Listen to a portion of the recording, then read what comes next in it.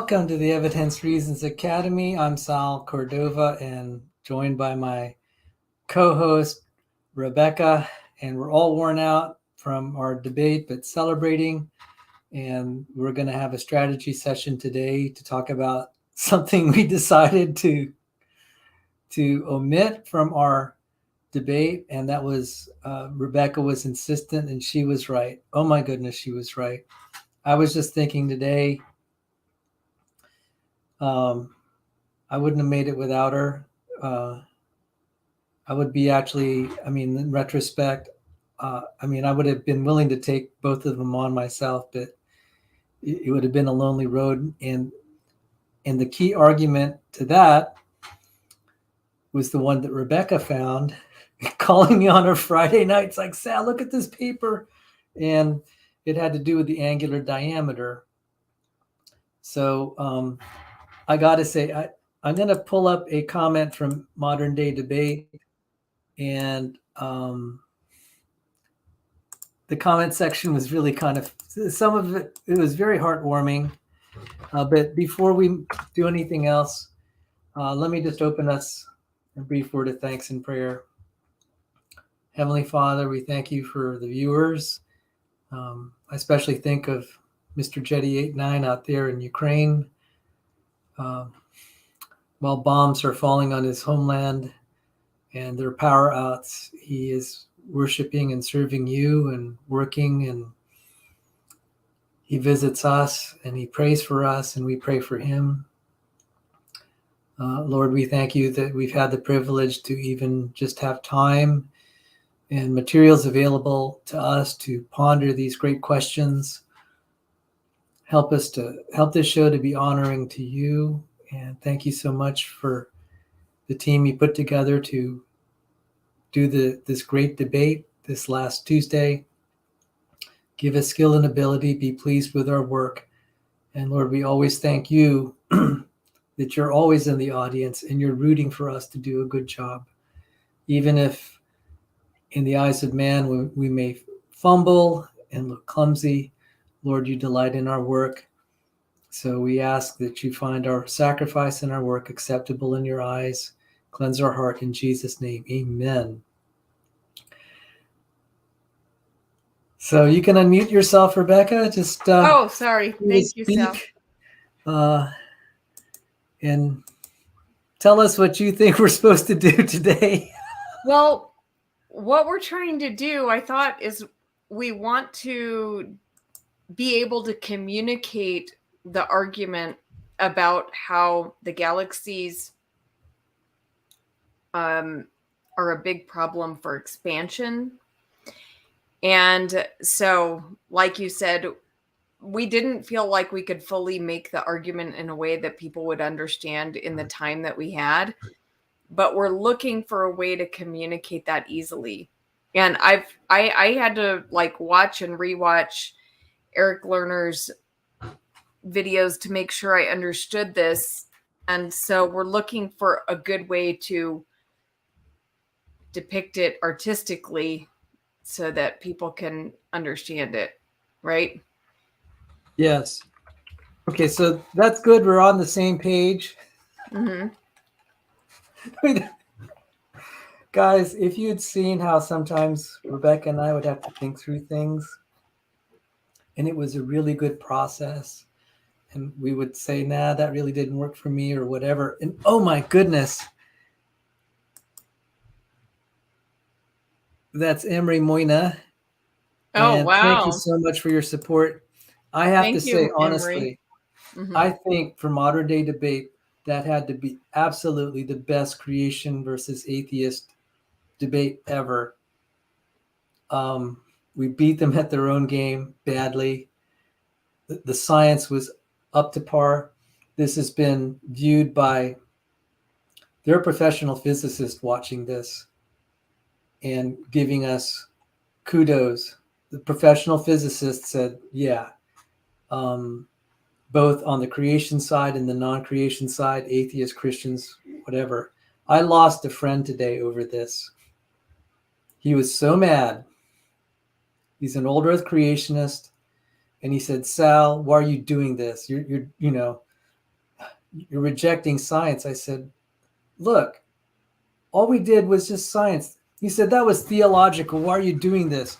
And he said, you're not really being honest. You're doing this because you're theological. You're doing this. You're theologically based first, and then you tried to fill this in with science. I said, don't you dare. I was so mad. He said, don't you dare accuse me of being dishonest. And he said, I'm saying you're dishonest. I tossed him from my channel. And I'm like, you can disagree with me, but this psychoanalysis, I mean, you don't know what was in my heart. And it's just really bad manners.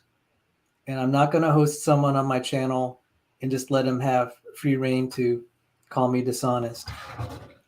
Yeah, he was a good friend, but calling me a liar publicly, I'm sorry, he was really mad because I think we really made a good case. And he tied a lot of his Christian belief to the Hugh Ross Big Bang model. That was like God's truth. And hey, I loved my book, God and the Astronomers by Robert Jastrow. That kept me in the faith for a very long time. I mean, I'm a little embarrassed to admit this. When I had lost faith in the Bible, I had faith in God and the astronomers and the Big Bang model. So I get it. There's a religious quality to this. And Matt, oh, by the way, did you get my email that had the photograph I sent you of our mutual friends? So said, apparently I need to read Sal's comment section more regularly. Apparently get spicy. Oh yeah, well, it's I hid him from the channel, so, and I have no more record. So but I have this comment and I thought it was so cute. I just wanted to say something here. Let me see if I could share my screen.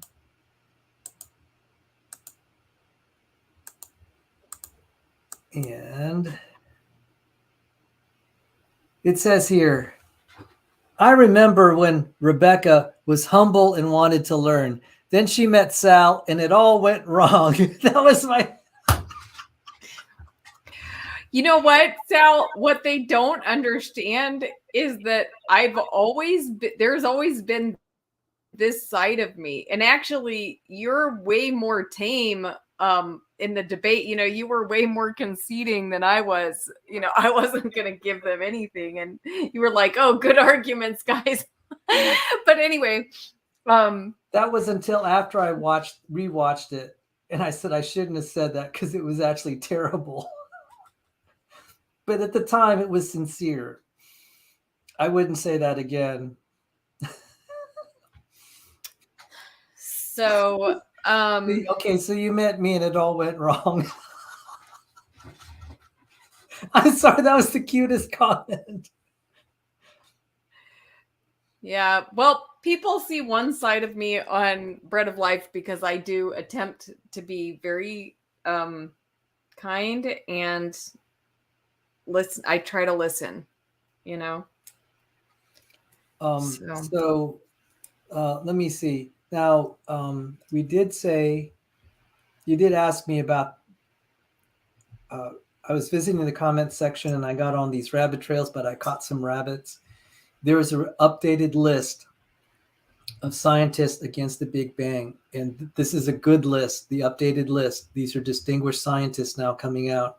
I mean, they may not be considered top tier, but they're good. Yeah. Good names. Cool. And a lot of them are not tied to the United States enterprise and money grubbing, from NASA. They are,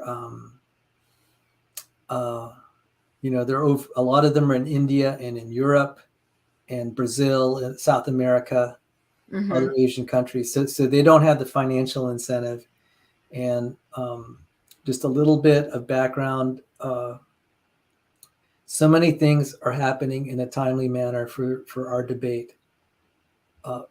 Maybe 1 or 2 weeks before the debate, we got that big punchline at the end when Ivo Labe said, I nearly spit out my coffee. We found these impossible galaxies. It And was then the other less one than a said, week. Mhm. yeah, yeah. And yeah, it just, and then the guy said, this is a universe breaker. Just like, it's a universe breaker if you accept the Big Bang. And then now these, I'm finding all this stuff. I found it. I've been finding experimental evidence of a lot of what we said. And I'm going to be having a unlimited time debate this time with Grayson about a number of things, because I'm going to try to force a retraction from him because his side just made some terrible statements. He said, there's no plasma in space that's going to cool off. I'm just like, dude, that Rebekah called him out on it and said, that's nonsense. And I double checked, and it's like, it is nonsense. I was so sure of this, but it seems it's actually rather common knowledge. There's plasma like this all over the interstellar medium. In fact, I have heard that is the dominant state of matter in the entire universe. The solid state, the liquid state, and the gaseous state are very rare in the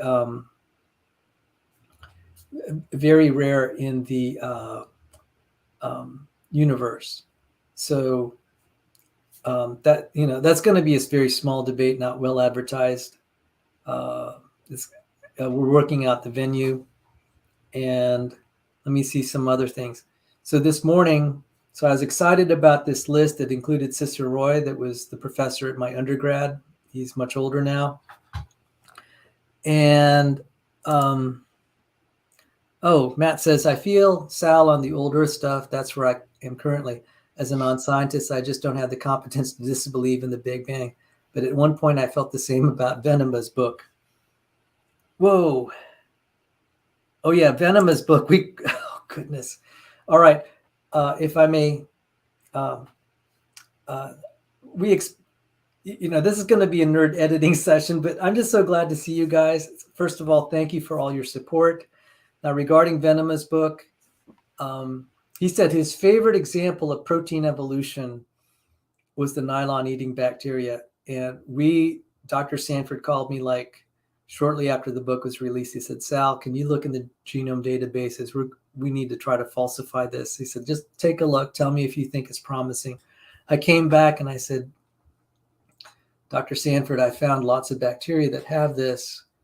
And this may mean that it may not have evolved after 1935. It could have been around.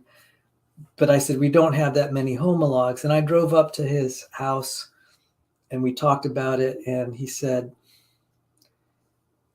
this is good enough.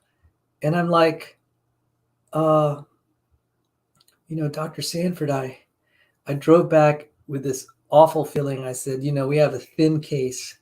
We only have 25 homologs. And I was like, oh, dear God, what am I going to do? Well, I found thousands. And we found a paper that said this is very old. And so Venema was humiliated. We tried to get this published, went to about 7 journals. They said, your results are correct, but you're out of scope. You were correct, but you're out of scope. What does that mean, you're out of scope? That means, that's not what our journal, that's not the specialty of our journal. I'm sorry. Thank you for asking. Mm-hmm. And so the guy, he was advertising this as his best evidence, and it was a hoax. And we were trying to get this published, and now it kind of just dies off quietly. And I saw Dr. Sanford about 2 weeks ago. We had a discussion. I said, John, I really don't feel like fighting the establishment anymore. Can we try to publish in biocomplexity? He said, yeah, go ahead, Sal. At least let's get it out there. And I said, Doctor, because I've been published in good venues in secular, I said, I said, John, we have a good track record now. We will continue to publish in the secular venues, but we're not, the evolutionary biology journals don't want to set the record straight. The editors told us straight up we were correct. And this was the proceedings of a National Academy Science of paper that we were falsifying, and also a paper in Nature. And I'm like, I think you guys would want to have this record set straight. So people just said, okay, good luck. We support you. I hope you can find another journal. They don't want to touch it. So, I mean, I think they had enough of a conscience to say, good job, but, we don't want to lose our job either over this. So that's how it goes. Wow. What did Matt's mean about Venema's book?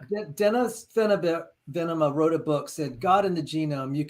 You can be a Christian and believe in evolution.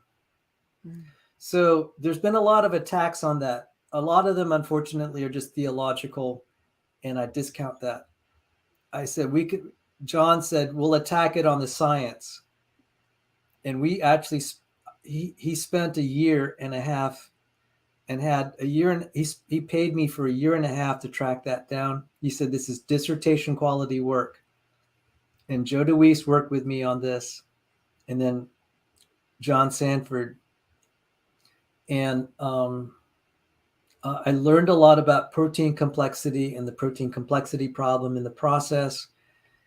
And so, outside of the paper, this is leading to a lot of other work, but he really wanted to take this down on scientific terms. He said, this is going to be good. And it's Swami Das. Swami Das is trying to curry favor with John to get an endorsement. So Swami Das arranged the editor-in-chief, Steve Matheson, to review our work. And he just kind of poo-pooed it, but he said, Ono was wrong, which means we were right. And it was just the most savage, mean-spirited attack on our paper. There were just minor corrections, and they were acting like we were really stupid. And I said, look, you're taking this out on us. You ought to be outraged. You guys have had this paper being cited and promoted as gospel truth. The National Center for Selling Evolution, NCSE, National Center for Science Education. Oh, okay. Sorry.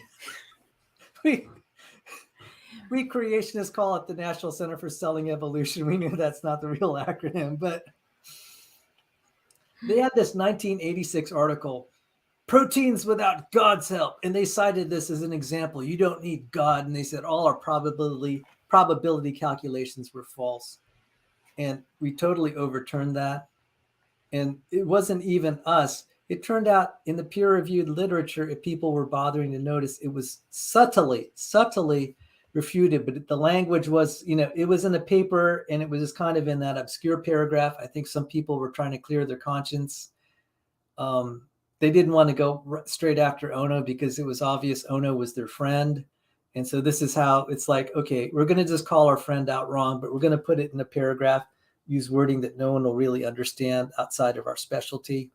So it was said, but the evolutionary community kept citing the paper that was wrong.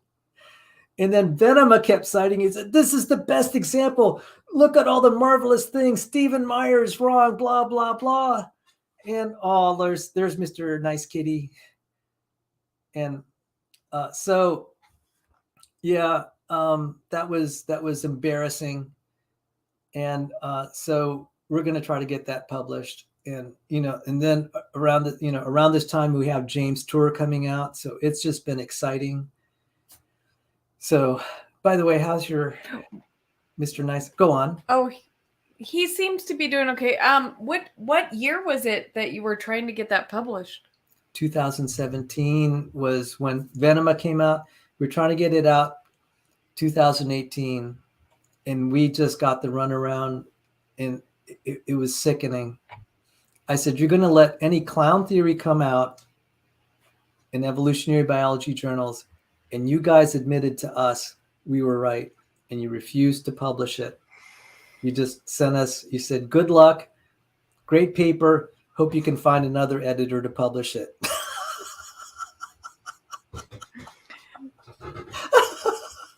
Oh my gosh. I mean, I truly felt sorry for one editor because he was so sweet and nice. He said, please come back. we'd like, publish on something else. We'd love to publish that. He just didn't want to touch this one. It was so funny because, I'm glad to see he's doing better. Yeah, he's still acting weird, but I'm laughing at Jamie's comment. He said, my cat suffers from tiny head syndrome. My cat is beautiful. My cat is amazing. Okay, so thank you for asking. So the thing we talked about this morning was that I promised we'll cover it briefly because it touches on an experiment that we were talking about, the one through the Pioneer 6 through the solar corona. Mm-hmm. It turns out, since there are plasmas inside the solar system, we can actually see, we know the orbital speeds of the planets just based on celestial mechanics. We also know the orbital speed, the speeds of the space probes. If we're getting Doppler shifts with the radio signals through the plasma that match up, then the plasma is not having any effect. But this paper analyzed the data, and it looks like there are red shifts that are not Doppler based, just like with Pioneer 6. So these are good experiments. Wait, that are not Doppler based? You mean Right. not velocity? Not velocity based. There's Okay. a component that is not velocity based. Wow. And Ciceroy, who was at my undergrad alma mater, George Mason, said this is very good work. And this is not going to stop. And I began looking at papers, and I actually started trying to devise experiments. I wanted to go to Baylor to study photonics and build experiments. Actually, not this one. It was another one related to the speed of light. But now I have double reasons to study photonics. The little drama with Swami Das and Biologos. Yes. So, Matt, God willing, I'm going to be coming down to Dallas, and in June, oh my goodness, I've been invited to speak at a Discovery Institute event. Cool. And what is the event? June 2nd. What is it? Mm-hmm. It is the engineering research group. And I hear that there are going to be some top scientists in the world that are attending. I'm going to present in front of them. Cool. That's, Eric Loftman said, Sal, are you planning to go to the event? I said, no. He said, I'm going to talk you into it. And he twisted my arm and he said, Marcos Eberlin's going to be there. I said, I'm going. He's one of the top scientists. He wrote Foresight. Yes. Right? He trained 200 PhD students. He was their PhD advisor. 200. Wow. I mean, like the whole nation of Brazil, all their special chemists in that field of spectroscopy or spectrometry. Wow. Those are Eberlin students. I mean, Nobel Prize. He knows Nobel Prize winners by name. They know him. 3 of them endorsed his book. So, so Matt's and I will hopefully hang out, and he can ask me all these questions that I'll try my best to answer. So this thing about the experiments with plasma, it's not going to end. There is so much, the whole field is starting to explode. Just when you think you've learned it all, in terms of the science, you find out, no, there's just still so much to learn. We may have the basic laws of physics, but the reason we need experiments is we can't actually compute how matter will behave. It's too difficult. You have to kind of just throw it into the beaker, so to speak, and see what happens. I mean, in principle, if we had infinitely powerful computers, we might be able to see how these things interact, based on the laws of physics. But it's just easier to just pour it in a beaker and see what happens. And that's a lot of the photonics research that is going to happen. Is just kind of like that. It's like, let's just start this. Let's just stick these ingredients in these conditions and see what happens, because we don't know what's going to happen. So this report of the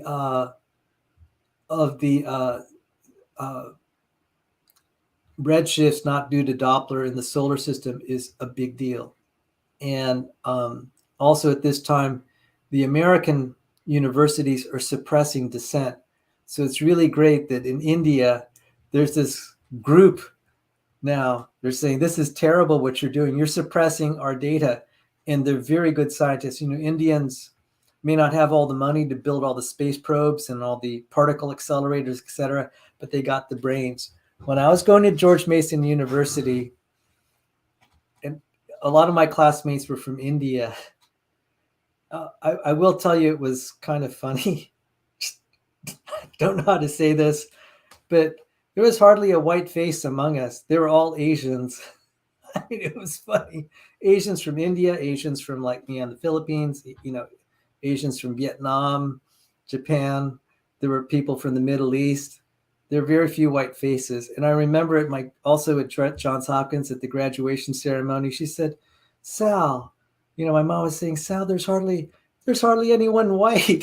And just laughing. You know, the joke about these studious Asian students, and it was bad.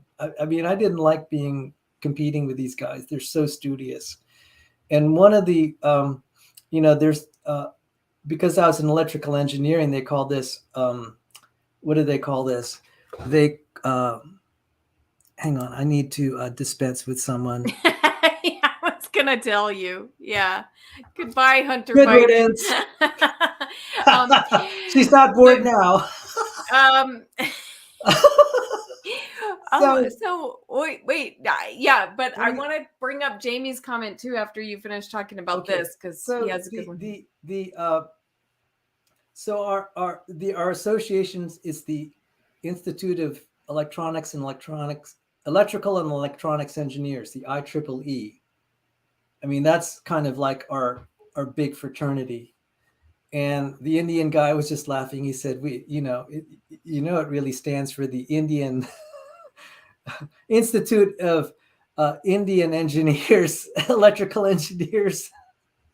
And we were all laughing because so many of them are from India. And so Sister Roy there, he's from India, and he was a professor at George Mason.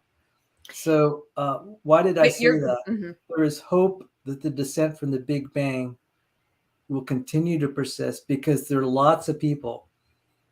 And I would not be surprised if the people in China start to weigh in. I mean, just almost from the fact that it's anti-American might be enough to kind of just, you know, help it.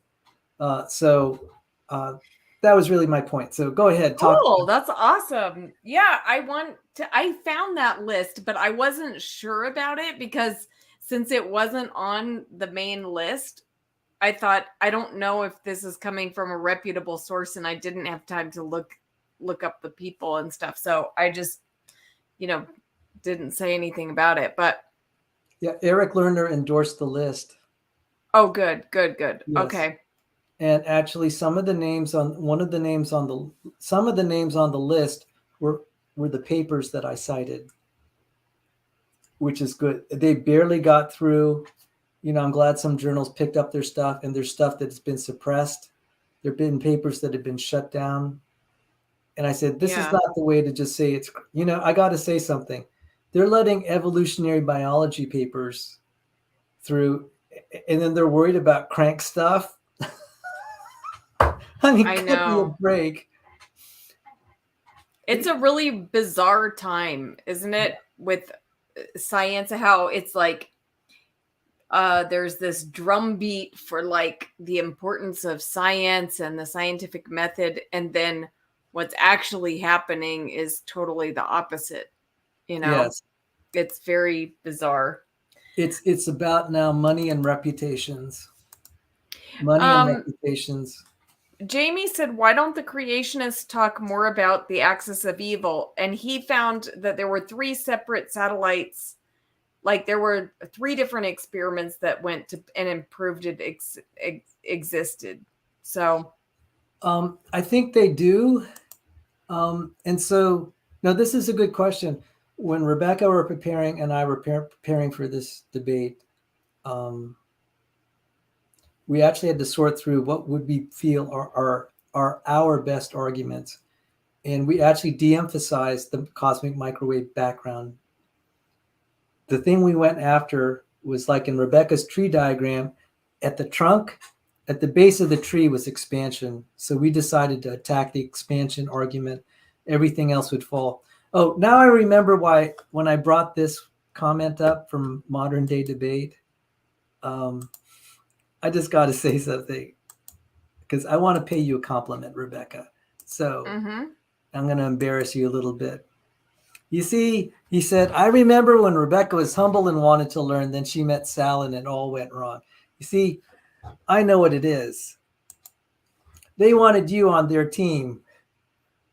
And I got the #1 draft pick on my team. And they're jealous I got the #1 draft pick. Thank you. Oh, here's another one I can dispose of. Be gone. Wow, you're getting a lot of attention tonight.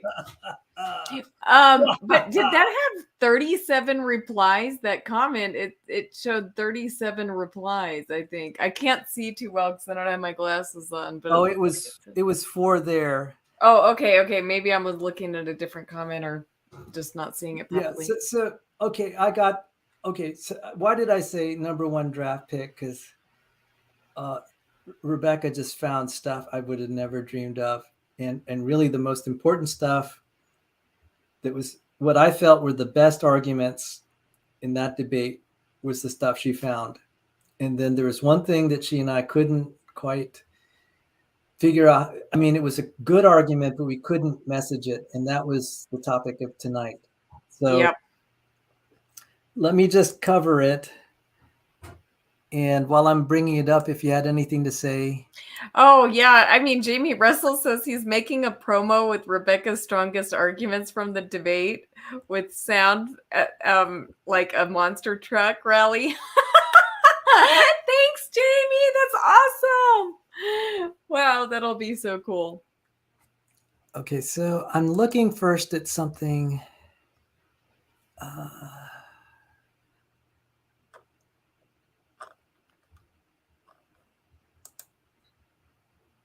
And I just hope, like I'm having a talk with Grayson on my channel tomorrow, and I hope we just have a nice talk. I think we will, and maybe you'll have a nice debate with him. Because it's not me and Sal do not care. We don't like. We're going after the Big Bang. It's not about like winning a debate or anything like that. It's we want people to know the truth. Yeah. Oh, by the way, guys, just so you know, I think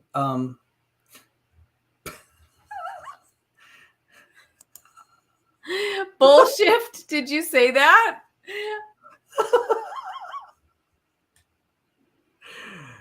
Okay. I think Rebekah and I sort of agreed we really don't want to be on the debate circuit for maybe forever, for a while. I mean, because it's really not the best venue to get out the truth. We just, we felt we had to just prove for once that we're willing to face our opponents and that we're not afraid to be on the big stage to defend our views. The reason we don't like the debate venue is at least for me, Brandolini's law. The time to state your case is so short. The other side can say whatever they want and we don't have time to rebut it. They said so many things that were just incorrect. Like when Grayson said I don't think there's plasma out in space or something like that. And but we rebutted that. But right, but then people have to Google it to find out what's true.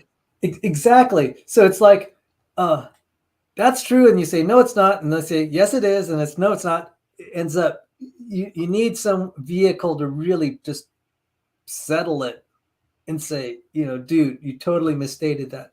And Leo misread the graph. Oh my goodness.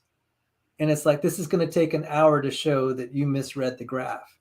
So, but I'm going to write James. I said, James, thank you for the opportunity, but I'm probably not going to be on the debate circuit, because I am going to be busy.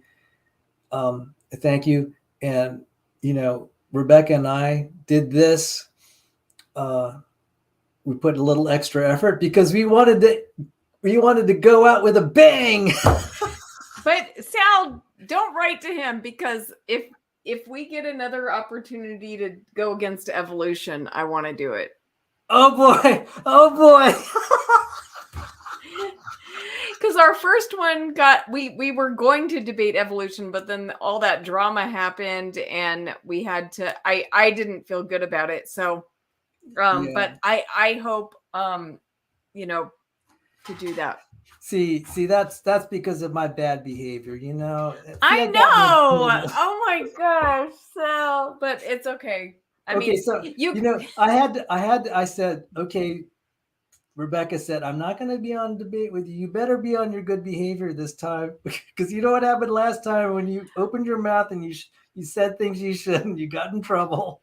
I know. I told him, like, watch out for spiritual warfare against this debate, because if I don't want anything coming against this, like, don't let some kind of like other drama stop it from happening. So yeah. So let me bring this up. Okay. And this is from Eric Lerner, and I felt comforted that this is the theme, because I can deduce something, but it's kind of nice when I see that I'm independently confirmed. Oh, Jay Bundy's here, but you know what? I want to say something before you kick him, if you do, but it's very strange, Jay, because I wanted to talk with you about evolution, but it seemed like you avoided me for months. And then when I tried to come backstage on your channel, you held me back for like 30 minutes waiting for other atheists to come and back you up. So I don't know. Well, the other thing... What? Go ahead. Go ahead. No, I mean, hey, if somebody wants to suggest that debate, I would be fine with it. For me, Pocket Locker promised me that I would be safe as long, up until the day of the debate. So that means he's not going to show up on my house and stalk me. He guaranteed my physical safety until the debate. So I think I'd like to, I kind of like my life right now. And so I would like to preserve it for indefinitely. So how about, let's just preserve this indefinitely. And, I do have to say I was a little bit perturbed when you said you were seeing a psychiatrist to treat you for your bipolar disorders and your other things. So I'm sorry. But hey, FYI, my laboratory that I'm going to be working with, it's not really my laboratory. That laboratory, the Evolution Informatics Lab, that would be Robert Marks, William Dembski, Bill Basner, Winston Ewart, Eric Holloway, and maybe me, versus Lenski's lab. And you and whoever out there. This 17-year war is not over. I'm looking forward to a fight. It's not going to be on the debate stage, though. We're going to do it the old-fashioned way. We're going to write papers. So, but thank you for gracing us with your presence. Okay, so back to my academic channel has been swarmed. This is incredible. I didn't expect this much fun, Rebekah. Look, we're 40 minutes into this. We're not only now getting it down to business. I know. Okay, yes, let's get down to business, because I'm going to run out of steam and need to go to bed here pretty soon. Okay, so the surface brightness test. In any expanding universe, an optical illusion makes objects at high redshift appear larger and dimmer. So their surface brightness, the ratio of apparent brightness to the apparent area, declines sharply with redshift. So this is really good right here. I did not know this was saying apparent brightness and apparent area declines sharply with redshift. So that is the theme that we needed to communicate. And oh my goodness, I have to show this comment. Hey, the side chat's alive tonight. You see, Rebekah, because you're here, when it's just me, no one shows up. And that's, okay. You're here, you're the star, you're the celebrity, look what happens. Berlinski described biology as a bunch of dismal wet plops. Always comes to mind when people show photos from Linsky's lab. Oh, that is so bad. See, now Orion Lloyd here, our up-and-coming creationist scientist. Okay, so this was the diagram, and I said the Big Bang failed the Tolman surface brightness test. So let me just walk through my presentation here. Let me do this in slideshow mode. See if I could get it. Okay. And I said, Pocket Locker, I'm going to have to dispense with you. Goodbye. Nothing personal. I want to protect Rebekah from just... Sal, you don't have to protect me. Anyway, yeah. Rebekah knows how to use a gun. I'd be afraid of her. So she could protect me. Anyway, here it is. Making an image bigger makes it dimmer. So I'm using slightly different language than Eric Lerner. Now the difference is this is actual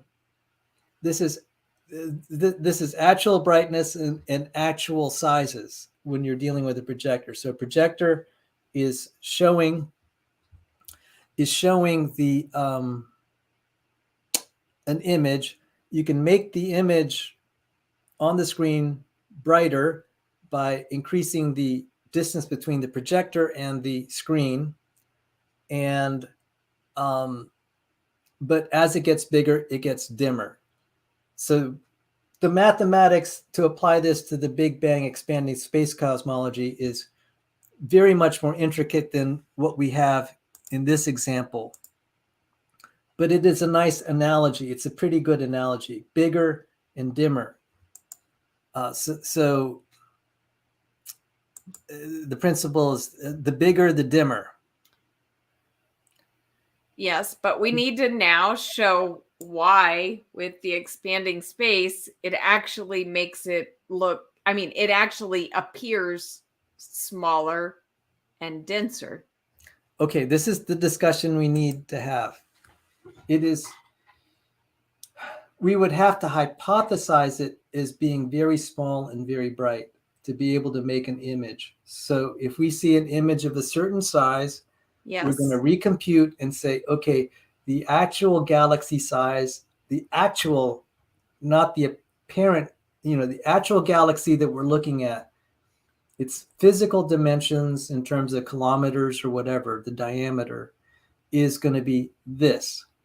In order to generate an image that looks like what we're seeing. So this is the problem that they had, is that, and Leo totally messed this up, is that, in the Euclidean, it just naturally gets smaller the farther away it is. Yes. It turns out in the real, oh boy, I'm sorry. You mean in the expanding? Okay. Or you mean what we actually observe? Yeah, let me go back to the other. I'm sorry to do this to you. I have to find this. No, I have a way that we can show this, Sal. Like, okay. My idea for showing this is you show the projector and then you show like right below that, you show us observing the galaxies.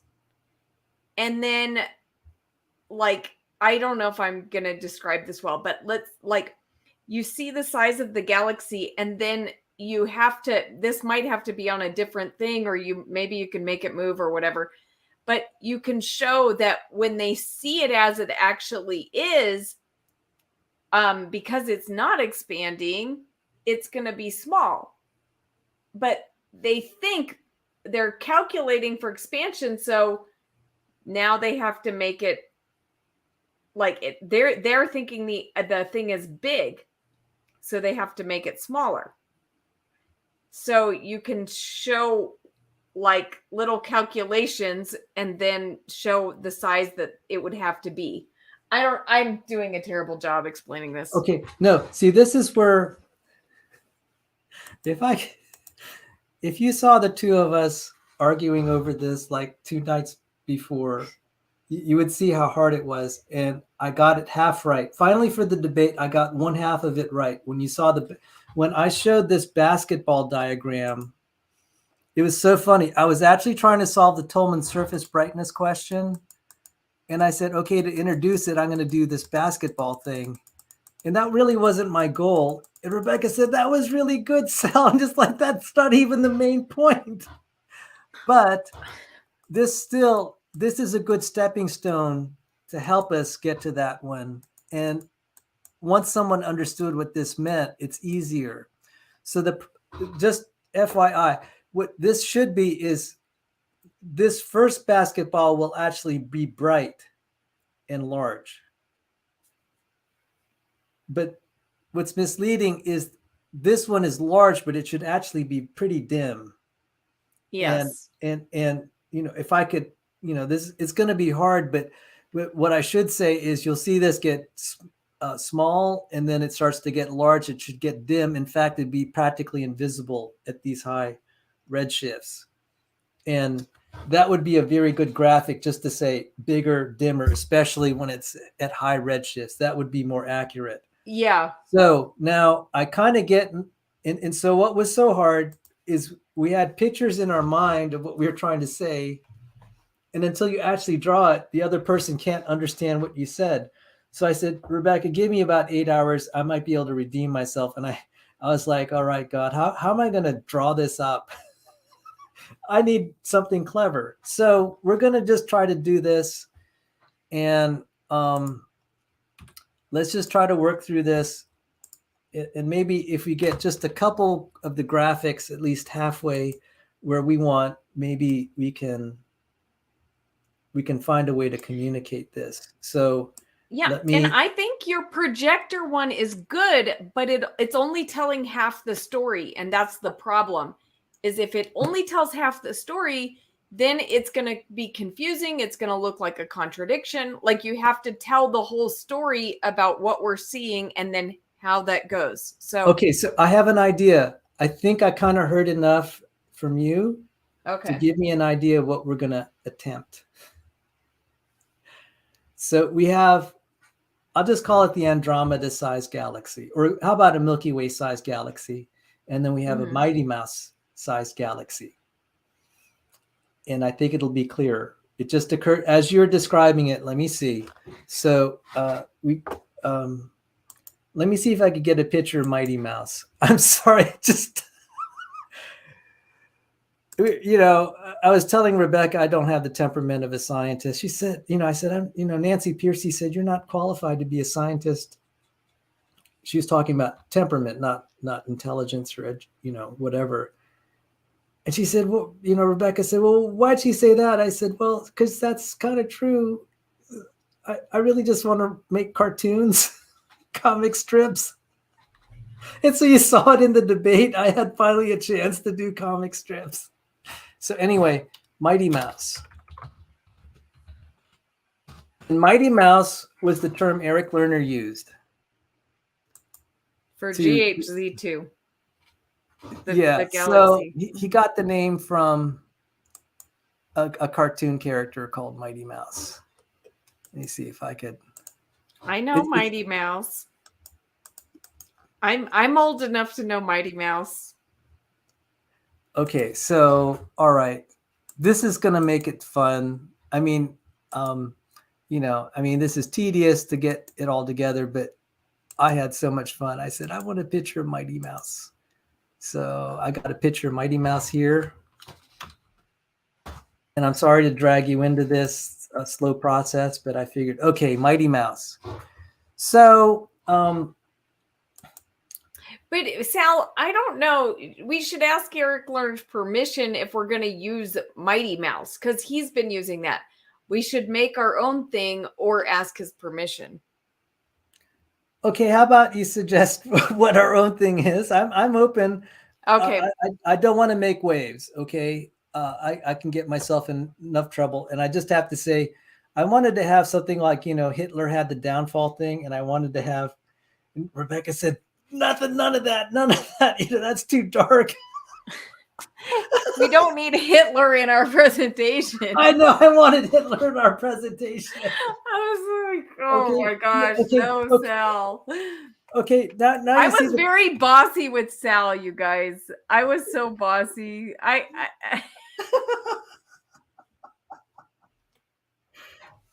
But Sal, he had good ideas that I said no to. And like he was talking about the radar gun, and I was like, no, stop with the radar gun. But the radar gun actually turned out excellent. I mean, you when you were talking about it, I didn't like the idea at all. But when you got it set, when you actually made the slide, it was really good. So, okay, we want something tiny and powerful.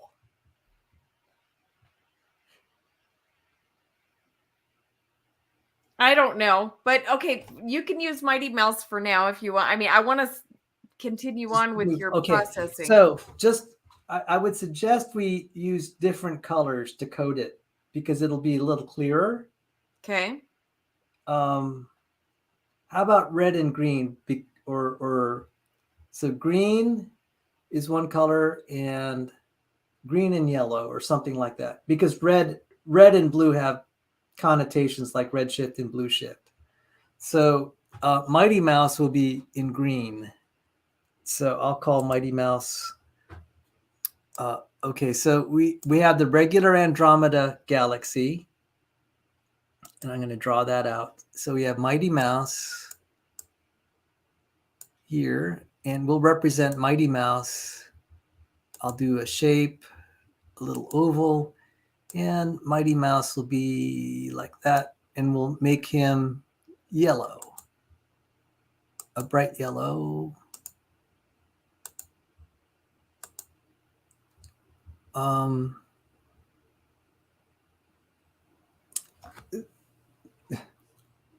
You know how the star, how a sun has like those lines to make it look.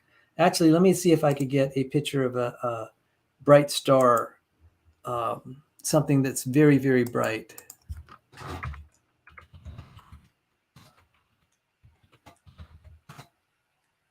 Yeah, there.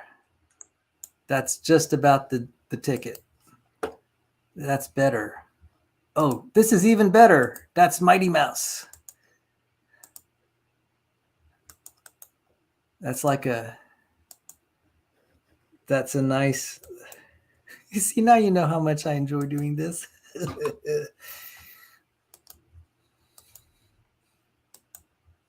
So, Mighty Mouse.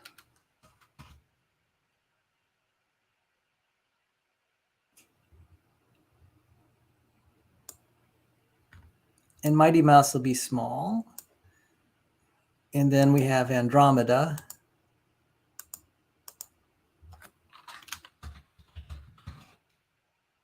I'll just.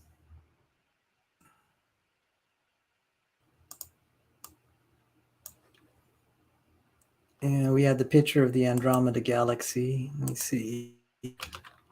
And draw.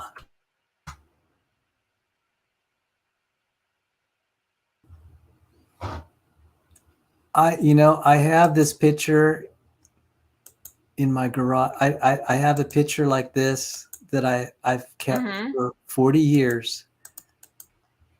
Big poster. Yeah, it's very precious. A lot of memories there. That is a really beautiful picture. Okay, I'm gonna start making something. I'll try to make one while you're working on yours, because Sure. maybe Cool.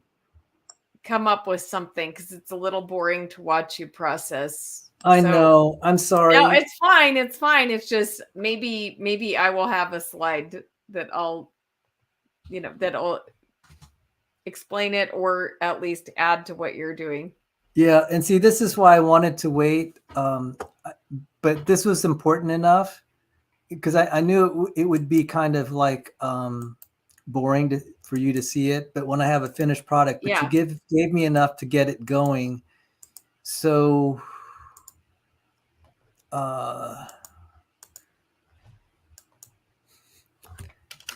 let's see. So that's Andromeda. So Andromeda is big. Mighty Mouse is tiny and bright. Okay, so then when we have our projector,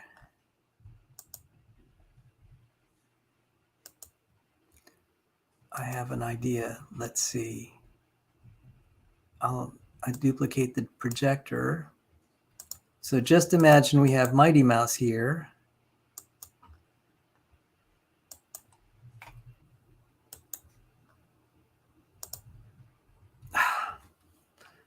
Wrong.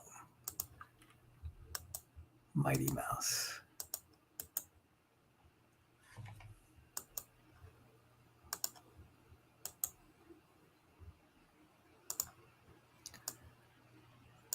So if we add the picture of Mighty Mouse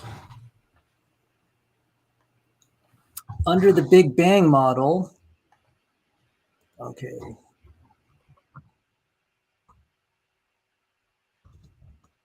Big Bang model, Mighty Mouse would copy, paste. Mighty Mouse would appear like that.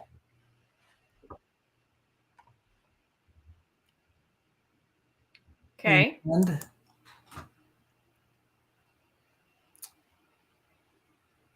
this is not quite right, but I'm almost, it needs a correction, but I think you'll get where I was headed. Under the Euclidean,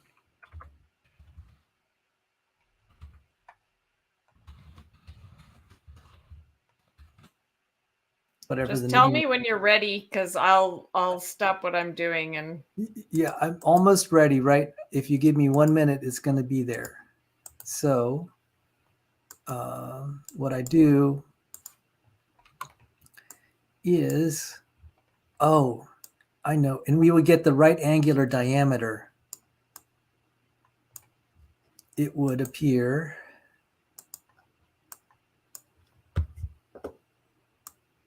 under the Euclidean model.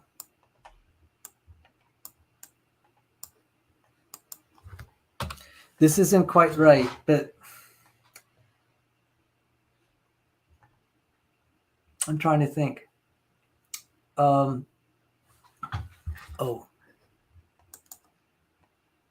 so let's see.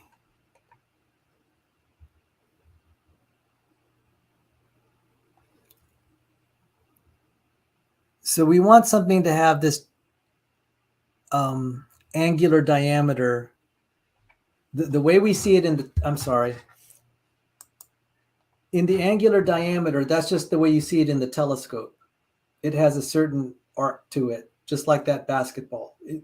That is a visual thing. mm-hmm. That's all we have. We don't really know 100% for sure how big it really is. We just know that on our telescope, it occupies that much space on our photograph. That's all it is. So we end up getting a picture that is going to be a certain size. So let's just call it 1 arc minute or something, or 1 arc second in length. And so 1 arc second in length, we need a little ruler. So I'm going to insert a ruler here that's 1 arcsecond.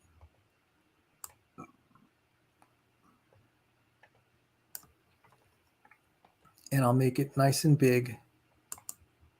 And there's no way now, looking in retrospect, that I don't know anyone that could have pulled this off in such a short amount of time. I don't know why I got this little, that's obnoxious. Okay. There's a little black line under it. So, okay. So let me just add another slide. I need to clean this up a little bit. What we want is we get a galaxy.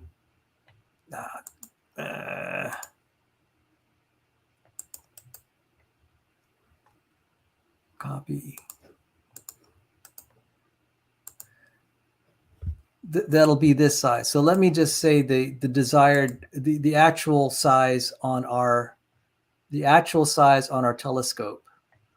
We have to come up with a name for that. I mean, an astronomer would know what we're talking about. How do we, well, what might we call the actual thing that we, the size, the image size on our photograph?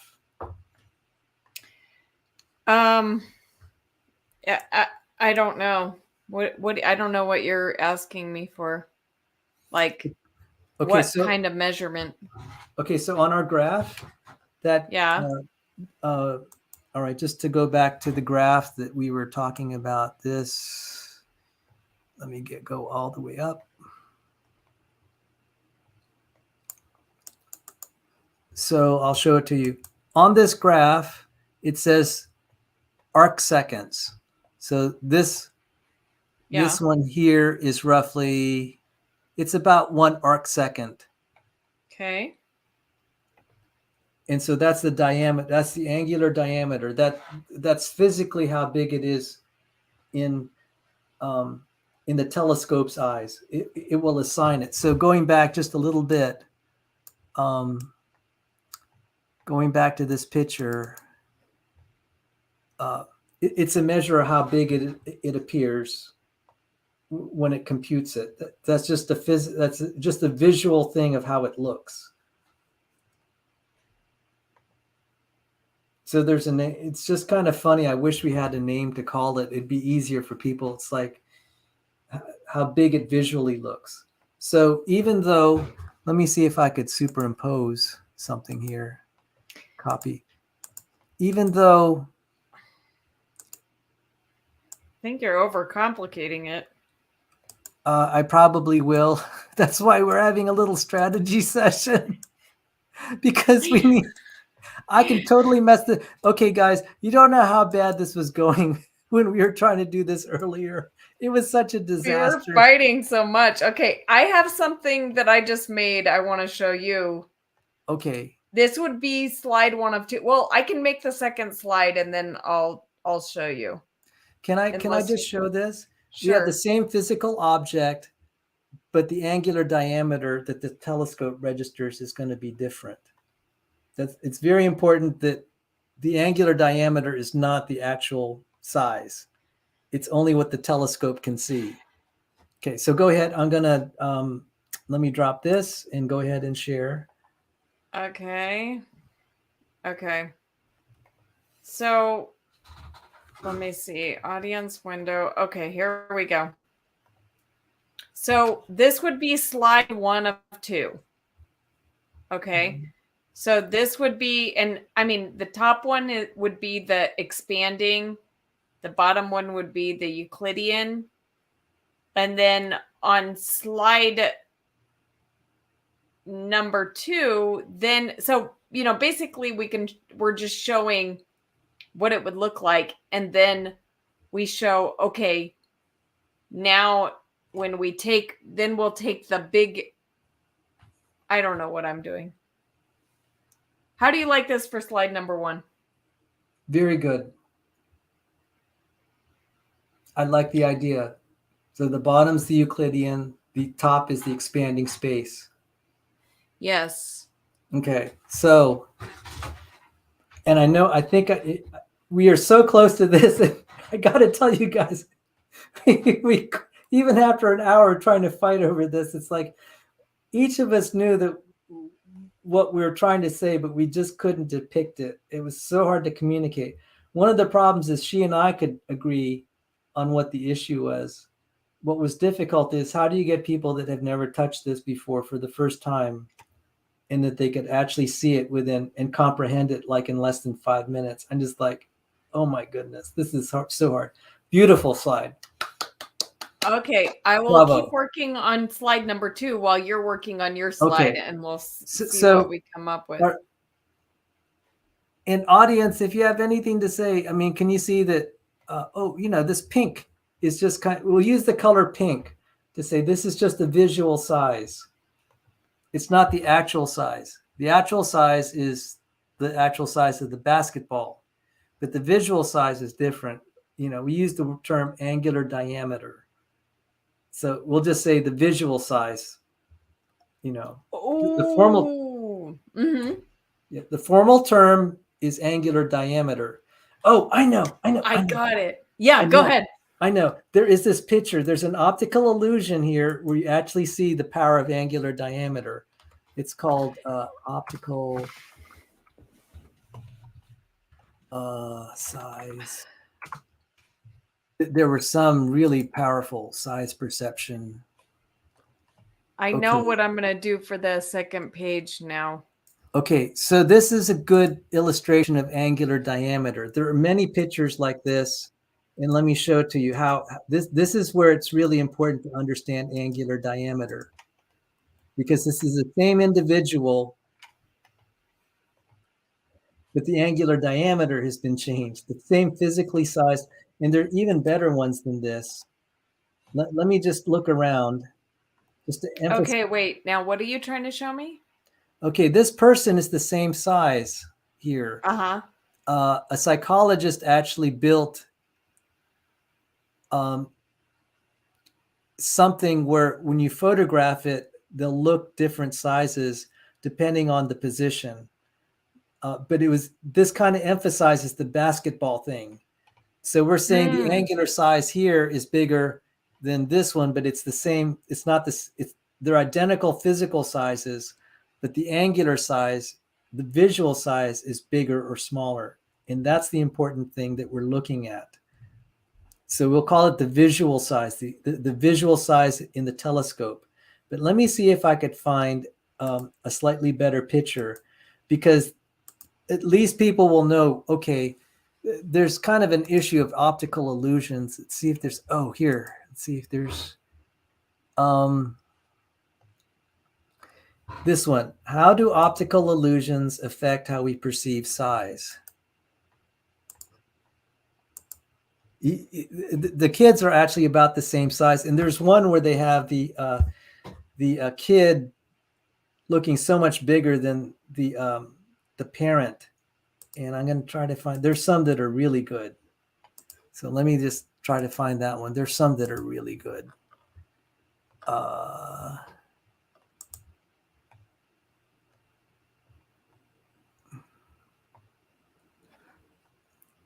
Let's see. There are some that are just tremendous.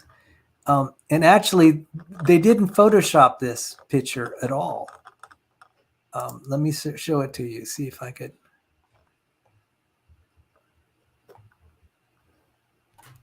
This is not Photoshop. There's a psychologist who put this together very carefully. And you think that, okay, the first illusion is it looks like they're all at this flat wall. It's actually not a flat wall. The wall is actually angled toward you. This corner and this corner look like they're at the same distance from us. It's not. This corner is actually several feet closer to us. But when you take a photograph, you get this optical illusion. Because this again this one has a smaller angular diameter. This one has a bigger angular diameter, even though all these three gentlemen are actually the same height. So what we get in the optical telescope is all we get is angular diameter, and we're trying to find out, okay, under the Big Bang model, what galaxy size would it take to get this angular diameter? And under the Euclidean model, what size do we need to get that angular diameter?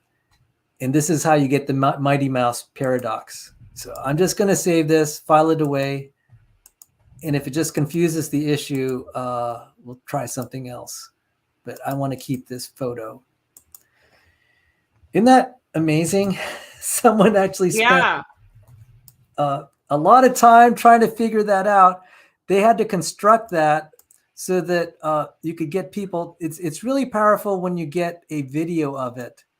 I might try to get a video where you could actually see the people walking. And then when they actually walk closer to you, the optical illusion fades and you actually see. That was even more powerful when you see them walking. Hang on. Oh, sorry, Rebekah. It's fine. I'm working on my own attempt here. Okay.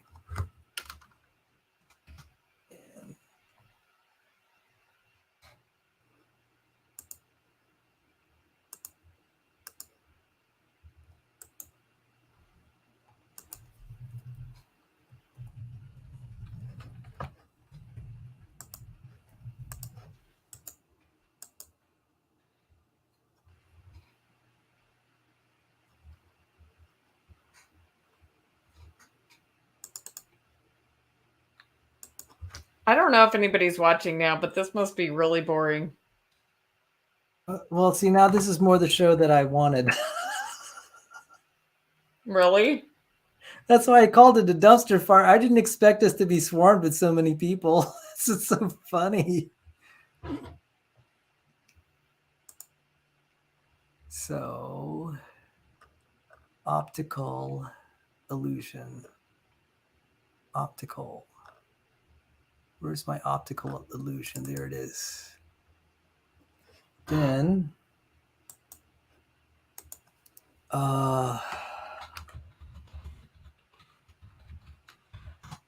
this is actually pretty relevant to, oh my.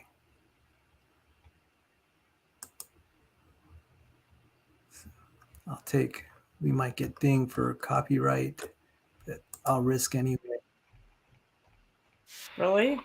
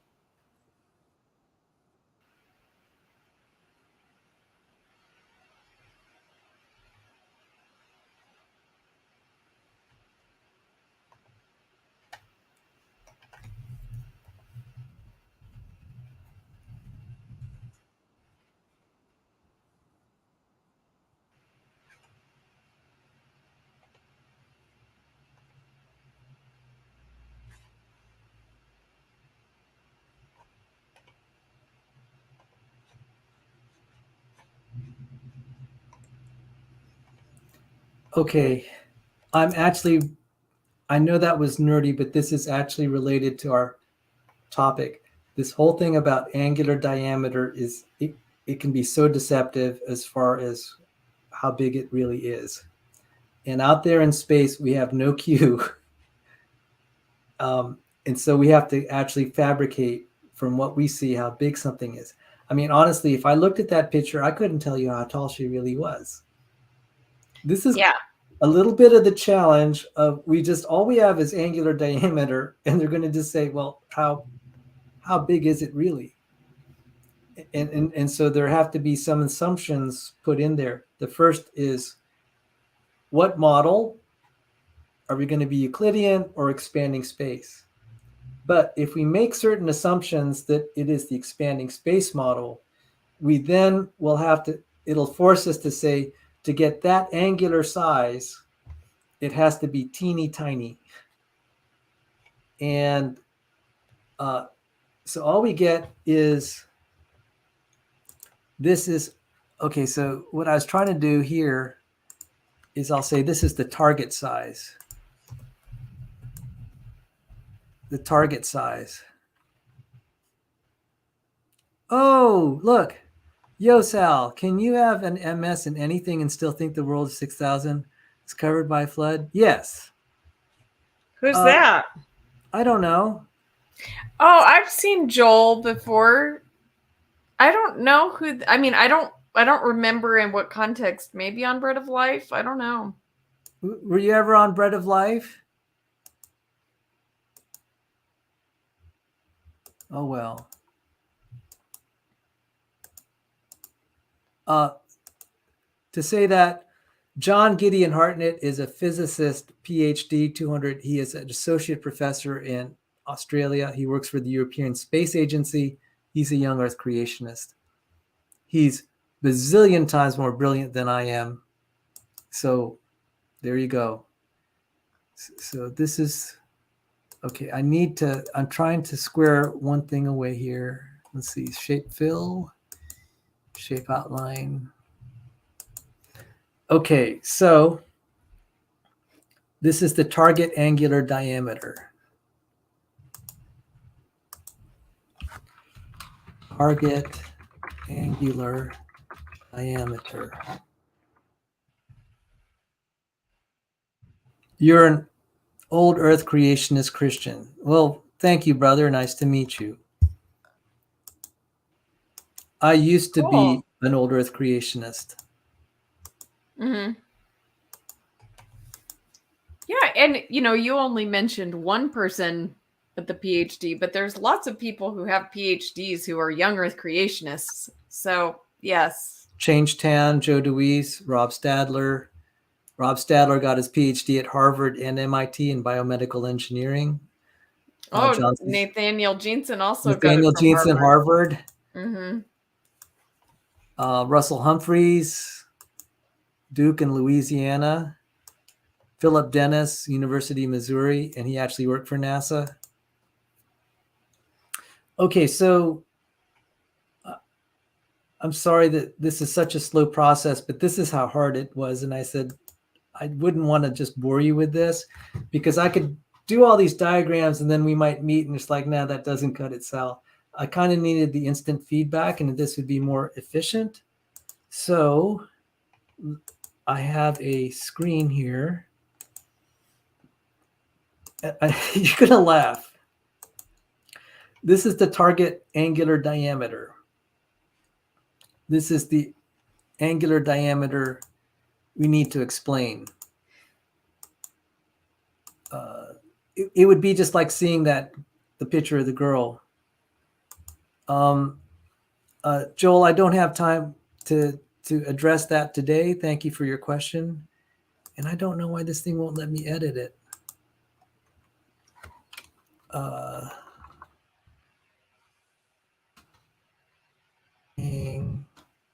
I'll answer it while you're working on that. Yeah, go ahead. Well, it's not that we have a problem with radiometric dating. We don't have all the answers about that. But that's only one data point in lots of data points about the age of the Earth. So, yeah. Oh, I will quickly. okay. I have found mechanisms that will change. I mean, in secular peer reviewed, a lot of people don't know this. You can change nuclear structure with electrical and chemical means. That's very important. And also at low energies.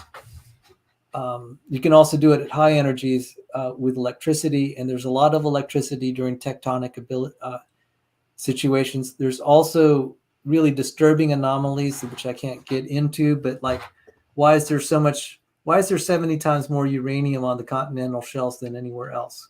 That doesn't make sense if we assume uranium came from supernova.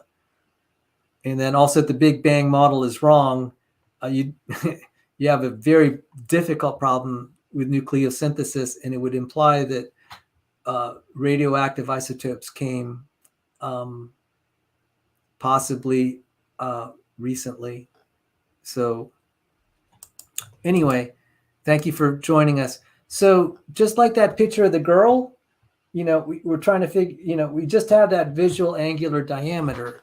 So what we do have then is, I'm going back to our projector. I'm going to clear out the Mighty Mouse thing here just because it's a tad confusing. Maybe I'll even remove the projector. All we get is a data point. All we can do is get a data point and say that's the target angular diameter. And I can't believe it's so hard for me to have figured this out. If this is our target angular diameter, how big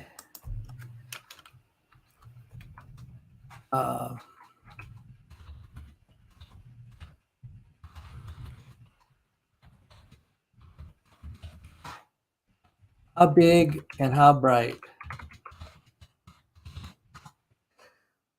See, it's starting to come to me now. How big and how bright would it have to be if that's the target angular diameter? So all we do is we have this photograph on our telescope, and it's of this angular diameter, hypothetically. Under the Big Bang model, how big and how bright? And so I'll just say it has to be teeny tiny, like that. And I'll just say small and super bright. So I decided to get rid of the projector.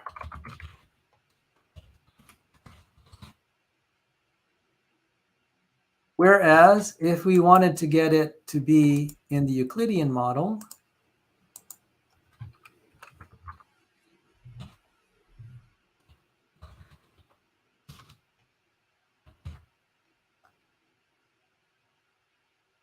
it would have to be, and this is what I heard you sort of say. So let me,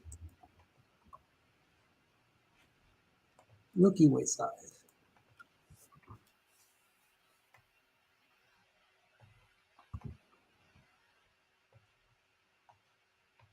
So under the Big Bang model, it looks like that. And under the Euclidean model, it looks like that. The galaxy would have to look like that. What? They're this thing. That's what you want. That's exactly what it is. Oh my gosh. No, this is not working. I mean, what are you trying to show here? Okay. This is. Oh, you just made it smaller. Maybe I saw it. Okay. Okay. Let me just back up. This is all we have from our telescope. Yes. That's all we got, which is really kind of, if you think about it, all we have are dots. This is why I didn't want to study by the way, let me just pause here. This is why I didn't want to study astrophysics. You have all these it's like there's no way you can know. All you got is this. You think that's, they write all these papers. All you've got is a dot on your telescope and the colors. That's it. And you're going to make all these theories. All you got is a dot. And you're going to examine the light from that dot. And you're going to make all these. It is agonizing when I said, you're going to infer what goes on inside that star or that galaxies. All you got are just these dots of light. And that's all you got to go on. I said, I don't like doing physics in that area. I'd rather do Earth-based physics. But this is really all we got. It's going to have, say, an angular diameter of whatever number of arc seconds. That's it. That's all we got. And so we have to then say, what size galaxy, if it were the Big Bang model, would generate something that size and of that brightness? And so under the Big Bang model, you would need a galaxy that small and super bright to generate that.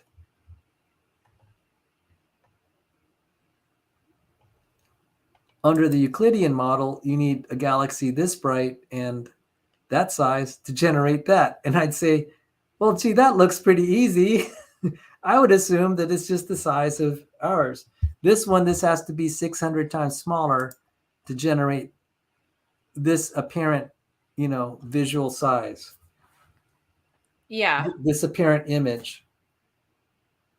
Okay. And I like that.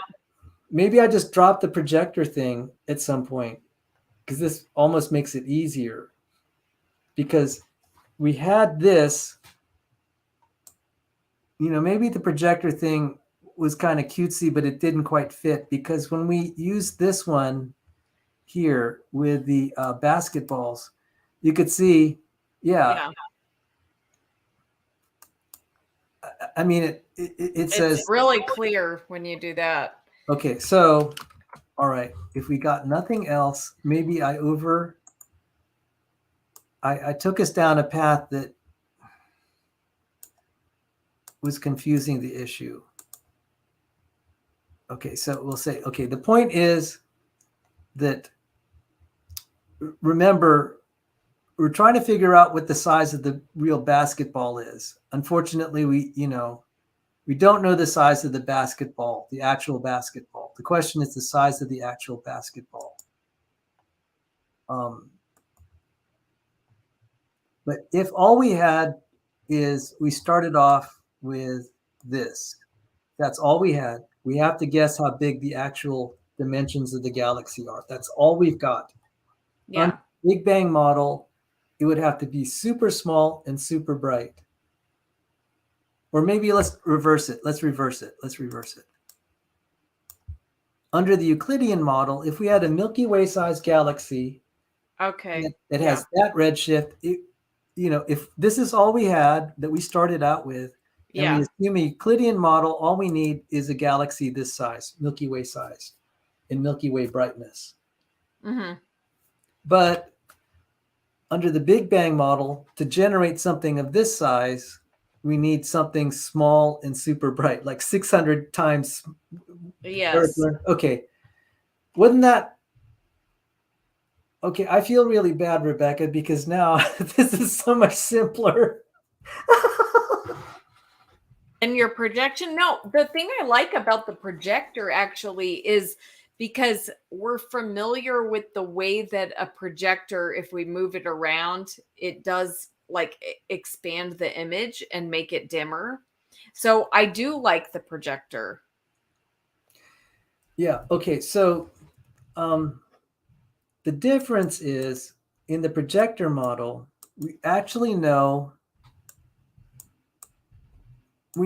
optically how things behave. We know the distance between the projector and the screen.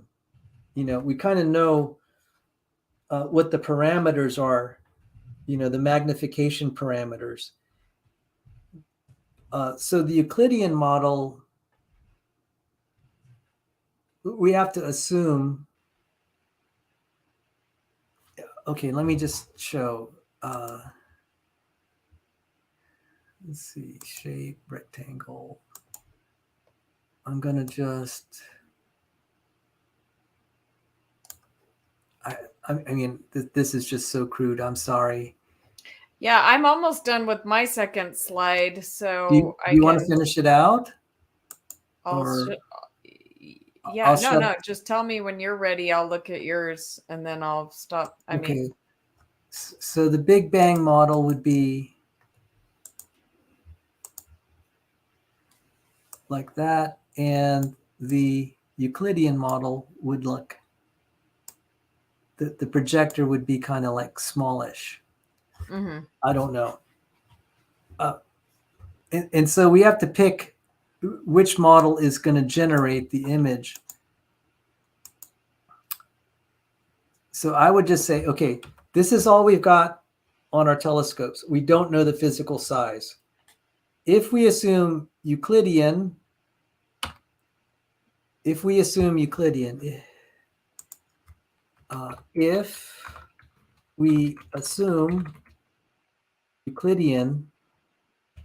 how big and bright would the actual galaxy have to be? And it would be Milky Way size and Milky Way brightness. And I could say, maybe I make a little box here. Oh, I got it. Let me get a picture of a projector. Copy. Okay. So I would say the projector.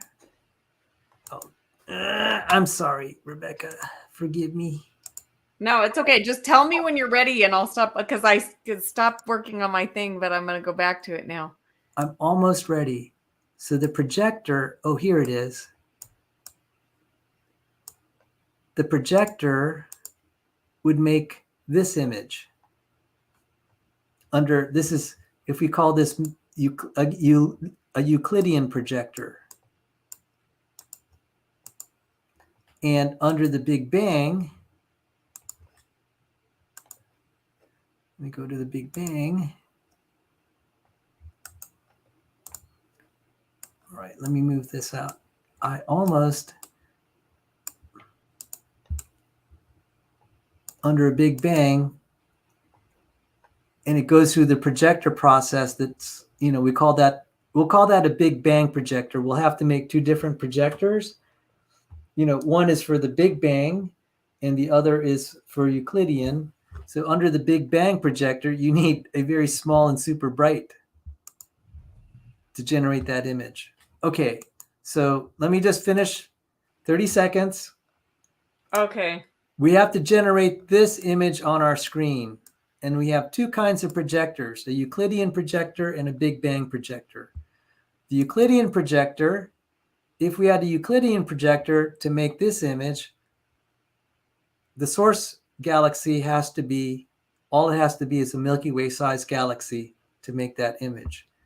Under the Big Bang projector, to make this image, you require one that is very small and super bright, what Eric Lerner called Mighty Mouse. 30 seconds. There you go. Thanks. Does it work for you? I'm sorry. No, I mean, it's fine. It's just not going to be understood. Okay. But okay, I'm trying to fit an image here.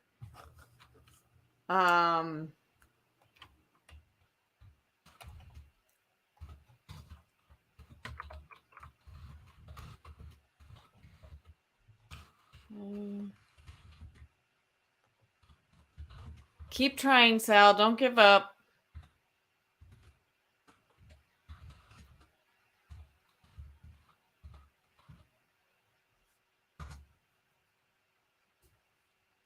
So I need kind of, so one projector would look kind of very basic and simple, and one that looks kind of Rube Goldberg-ish. So,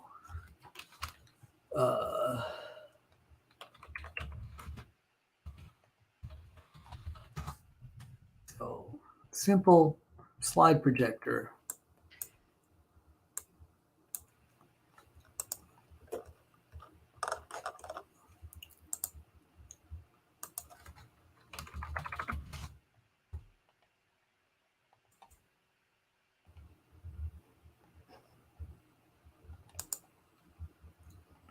Oh yeah, that's called the overhead.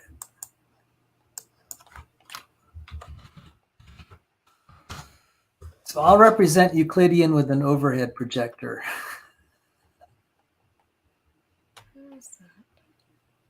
So I'm going to get a picture of an overhead projector.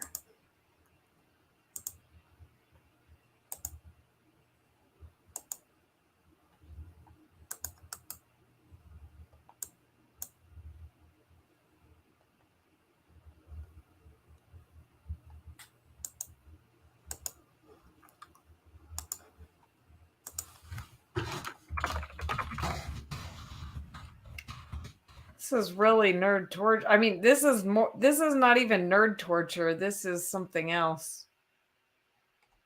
Right? Yes. I'd delete this.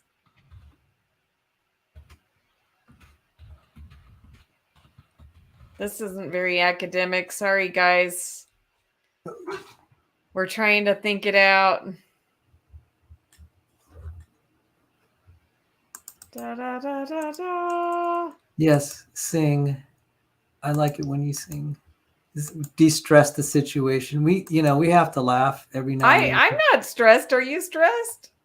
I am, because I feel like I'm frustrating you. So. Oh no! You're not frustrating me. This is the creative process. No, Okay. No. So, I know. Oops. Hang on. Now you know how, guys. Now you're getting a feel for just how hard it was for us to conceive our messaging. But this was the insurmountable one that we couldn't figure out, and it's just as well because we ran out of time.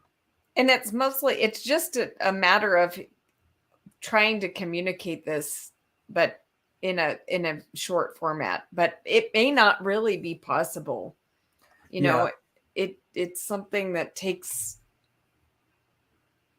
more explaining. But no matter how long it takes us, it would be nice to actually have a way to explain it. Yeah.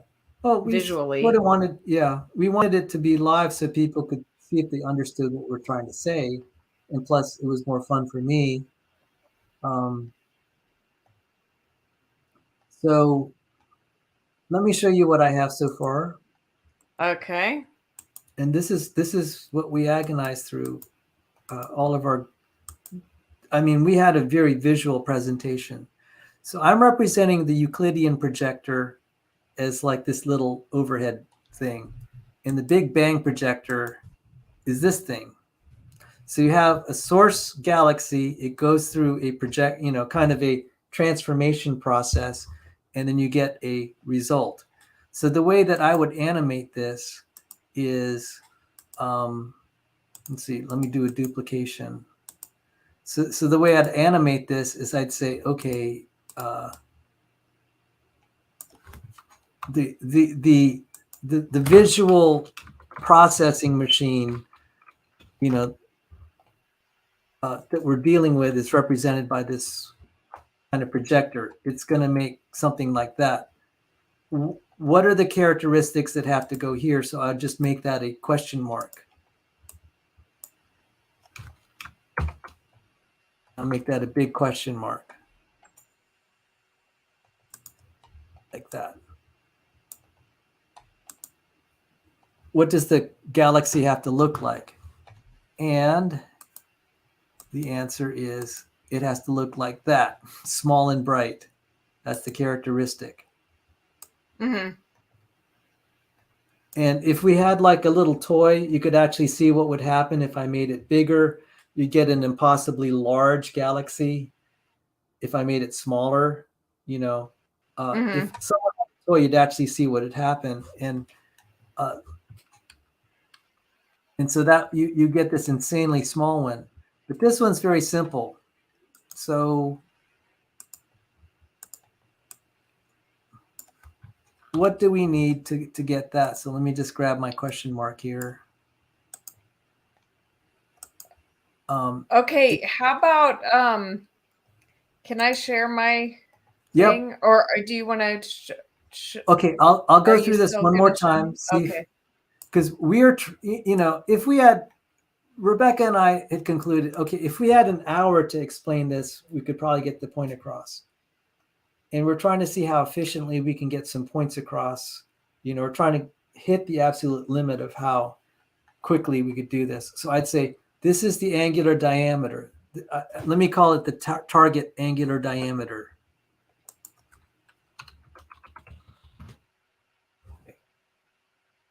Angular diameter and brightness.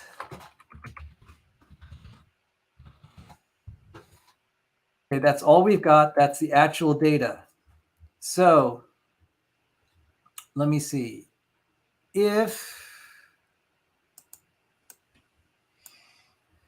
That's target. If this is the target angular diameter and we have a Euclidean process here, what size, galaxy, and brightness do we need? And it just has to be Milky Way size and angular and Milky Way brightness.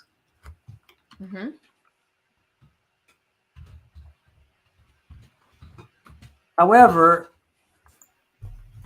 if this is the target and it is under the Big Bang optical process, how big would it have to be and how bright?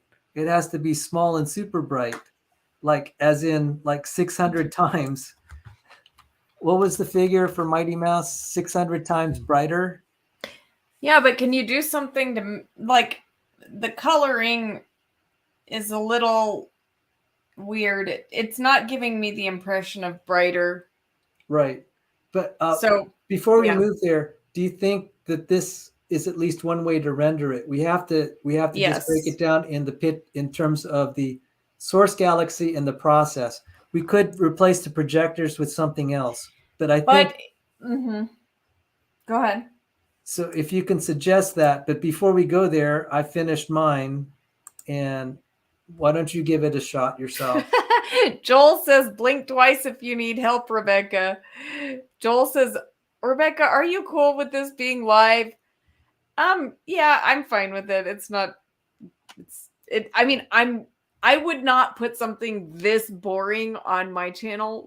No way. But Sal would. I know. It's Sal's channel. I don't care. It's fine. Okay. Let's see. Okay, this is a secret. I'm actually trying to drive away viewers. You're so funny. Not you, Joel. Not others. Not certain. Not the good people. Okay. Now. Okay, coming all up. All right. Okay, so this is slide number 2. Okay, but let me go back to slide number 1. And then, so I guess that's slide number 3. But anyway, it's supposed to be slide. So I guess the idea would be to show that the top one is what we would observe if the universe is expanding. The bottom one is what we would observe in the Euclidean. And then I have an extra slide in here for some reason, but that basically here's the observed galaxy. With expansion, we think we are seeing it bigger than it is. So we calculate it is actually smaller than it appears. I like your graphics, by the way. I would put in brighter too, smaller and brighter.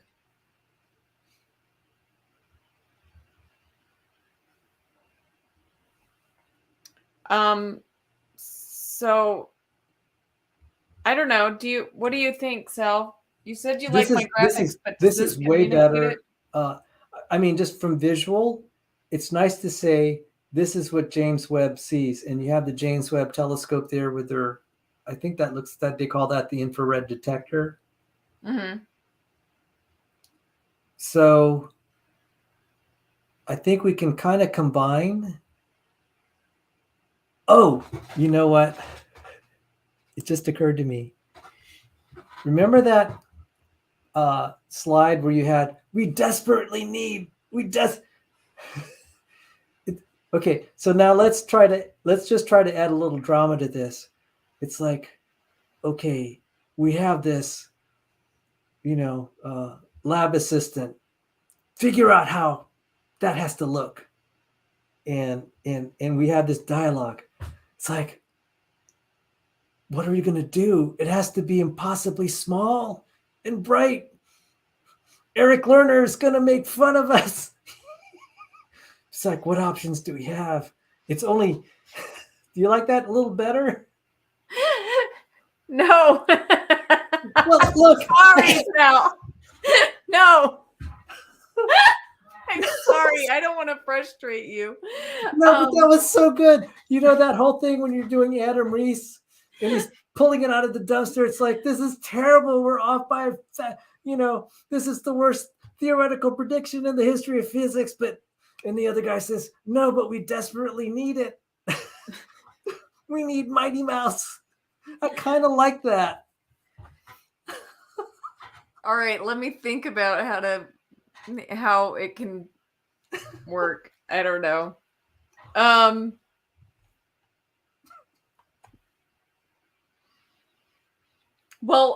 So yeah, I guess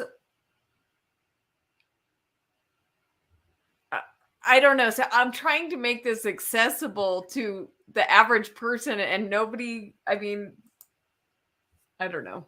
See, I like this. It's that with expansion, we think we are seeing it bigger than it is. So we calculate that it is actually smaller than it appears. Okay, so we have, it's like, okay, this is the observed galaxy. It's like, okay, I'm going to send this to my team of Big Bang experts. They're going to describe under the Big Bang model how big this thing really is. And then at the end, they come up and it's like, that? 600 times. That's so tiny. That's like tiny as a pea. And it has to be impossibly bright. Oh my goodness. We can actually use their words. These are impossible galaxies. These are universe breakers. Is that the best you could come up with? It's like, yes, that's the best we can come up with because that's the only one that will fit the bill. And think what Eric Lerner's going to say. Yeah. Sal, I've kind of learned my lesson that I shouldn't say ideas because a lot of the ideas that I was saying no to that you did on your graphics were amazing. So I don't want to say no. Make your graphics, do it. Like make this whole joke thing. It'll probably work out well. Okay, so can you bring up your graphic with the dumpsters? Yes. Oh, with the dumpsters? Yeah. Okay. And the two scientists are saying, this is the word. Okay, so this is the sequence I'm kind of imitating here. Okay, this might take a minute because, it's like 130 slides that have to load. So just a minute. Okay. I mean, it might break up on my internet. This is the one where have you ever seen the videos called Downfall, where they have Hitler speaking in German and they put these English subtitles, and he's going crazy. Oh my goodness! All right, I have one of Dan.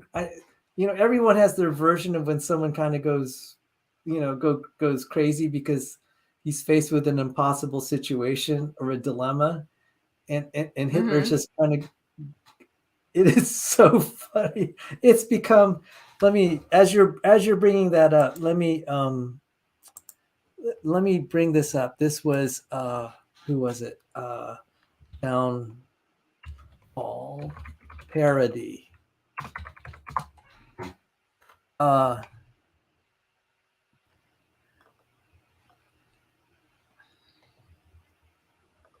Downfall parody. Is anybody still watching this? I don't care. We're having fun.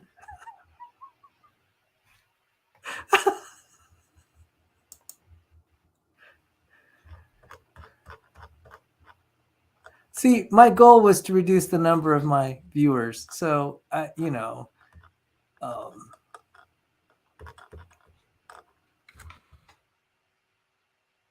Parody. Okay, Downfall is well known for its rise in popularity due to many Hitler rants. Internet parody videos, which use several scenes in the film, where Hitler becomes angry after hearing that Steiner's attack never happened due to a lack of forces. When Hitler hears Luftwaffe Commander Hermann Göring's telegram, when Hitler phones General Karl Kurler about that. And okay, so he goes on these rants, and then they substitute it where he's panicking. So it would make a good parody, but here it is. Wasn't that the worst theoretical prediction in the history of physics? Yes, but we desperately need it. Okay, so, and you had a slide before then when they were in the laboratory looking for a solution. Yeah, I can pull that up. Oh, well, I may have deleted that one. I didn't delete it, but I moved it all the way to the bottom of the slides because it didn't really fit. I didn't think I needed it. Okay, so do you want the laboratory one? Yeah, there was one. It may have been deleted, but you get the idea. It's like, can you? I'll look for it. Okay. Yeah. Go ahead. Yeah, the one where they're like looking for. I know which one you're talking about. I just took it out because it was like making it unnecessarily long. I thought. So many slides.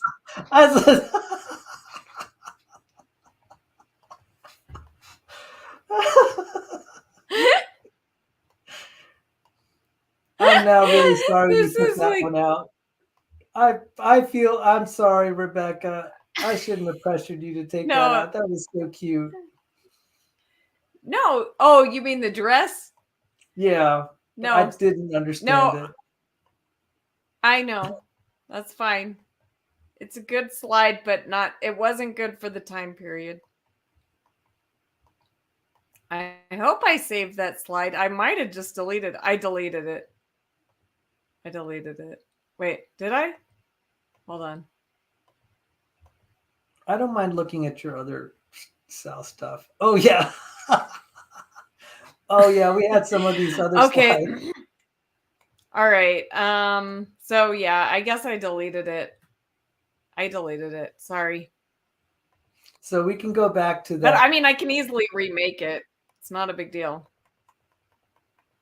Man, you work so hard on this. It's amazing.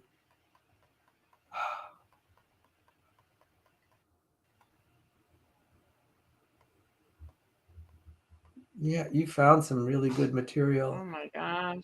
Your Hubble stuff was incredible. Oh, can you go just a little bit forward?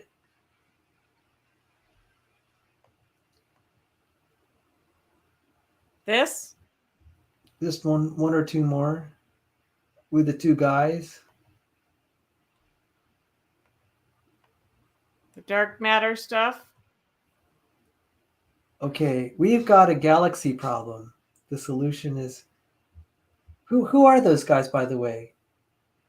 No one, just the random Canva people. Okay. Random. So, and then, yeah.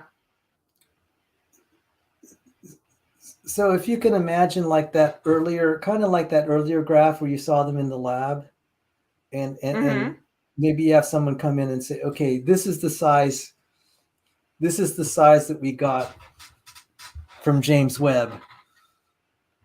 This just from James Webb. This is what we see. Can you figure out what the characteristics of the galaxy have to be? And then we quote, the good news is we found a solution. The bad news is it's a universe breaker. It's impossibly small. It's impossibly bright.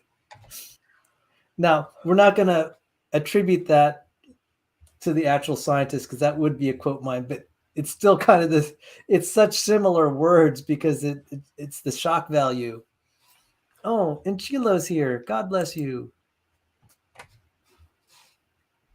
Hello. She said we did a great job and she's praying for us. Thank you. Oh, thank you so much. Appreciate that. Okay. So maybe I can come up with. What are you trying to do? I'm going to stop sharing now. So Okay. you want the dumpster?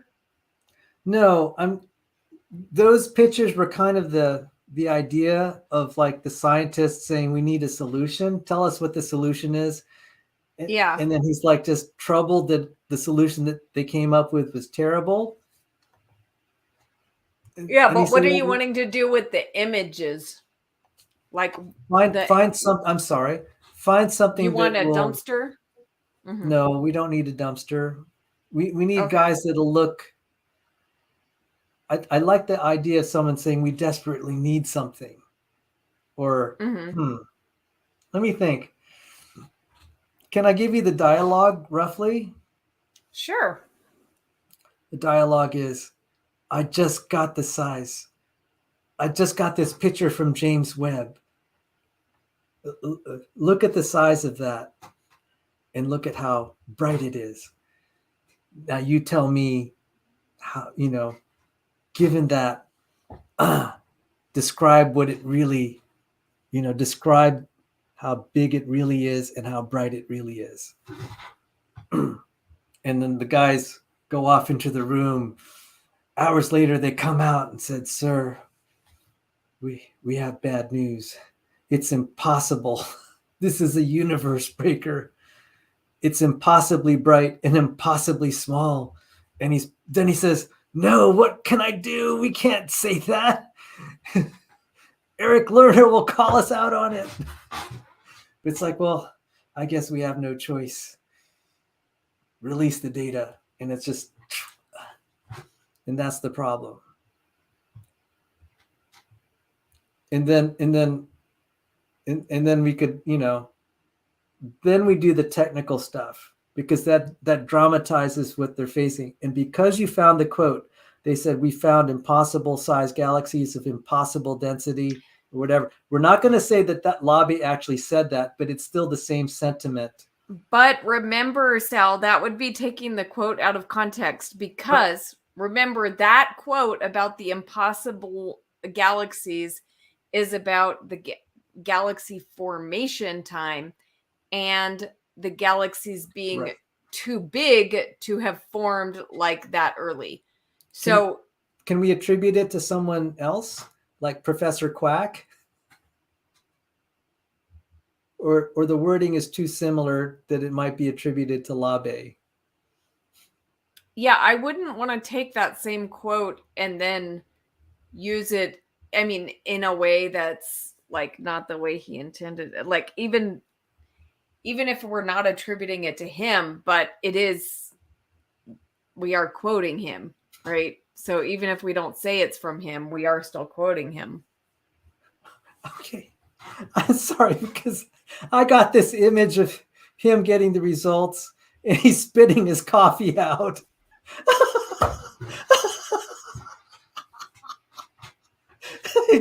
I'm sorry, that was so funny. Okay. So we have kind of the comedic version to kind of dramatize. This is terrible what they had to it's basically, you've got this. He comes in with a picture and says, okay, it's this size and it's this bright. And then you get the guys working on it, comes back out, and he's going to have some sort of reaction. So if you have a guy spitting out his coffee, aw.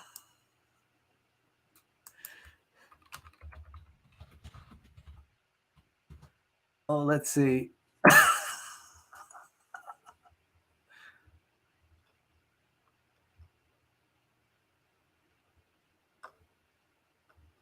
Oh, I don't have. Oh, I have. Let me see.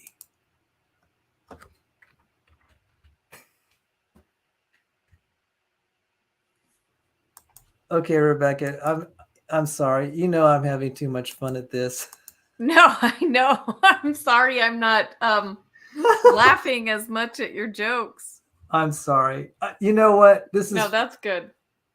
This is why I was so glad you liked what I did, because I was afraid you would just it would fall flat. So I'm glad when I actually finished dramatizing it, it came out okay. Yes, that's why I don't want to say don't do it, because I think you can actually pull it off and make it funny, even though right now it's not sounding that funny. But Okay.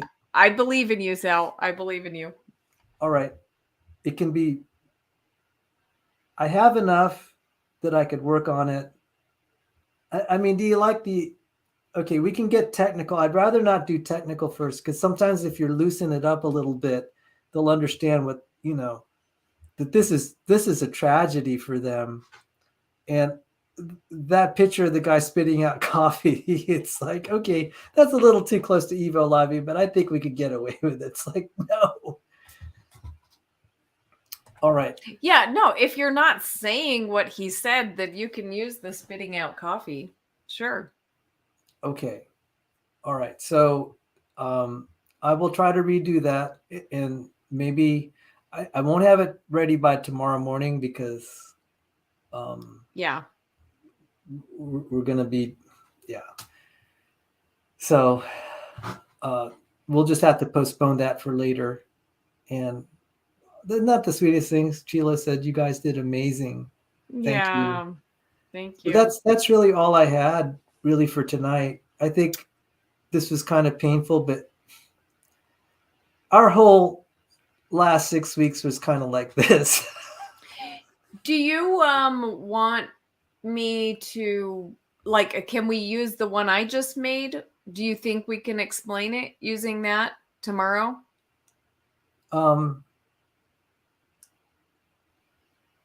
I would modify it, but I don't think we can do a recording tomorrow for the surface brightness. We could re-record a lot of the other stuff we did. Yeah, that's what our plan is. Just record it for the first time, actually. Yeah. If you're still up for it, if you don't want to, that's okay. No, I'm up for it. And then I'm going to kind of take the day off from work, because Dr. Phil, I heard back, we're going to have a meeting on general relativity, and I'm having the privilege of being taught by someone who's just like tops in the field. Cool. So I'm going to spend most of the day Friday just brushing up on general relativity, and then he's going to have a what he calls a chalk talk, where he's going to just kind of correct my misunderstandings and improve them. And I really, given that he's just really giving his time to me, I need to I need to give a lot of effort to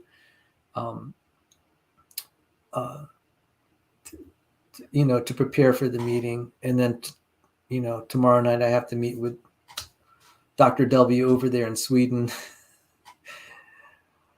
And we had the difference between Washington, D.C. time and Stockholm time. So that's going to be weird. I have to be up really late, and he has to be up really early. So we probably won't be able to do this Tolman surface brightness stuff. And I'm sorry, I won't be able to join you for your talk for Grayson. I'm going to be otherwise occupied. But no, I think that's better anyway. Just to have just two people. Yeah. So well, I think that's better. Although I would love to have, your input, because there's some topics that I'm not going to be able to talk about, the time dilation and the Pioneer Ridge. You know what I mean? Like, I did not look into that really.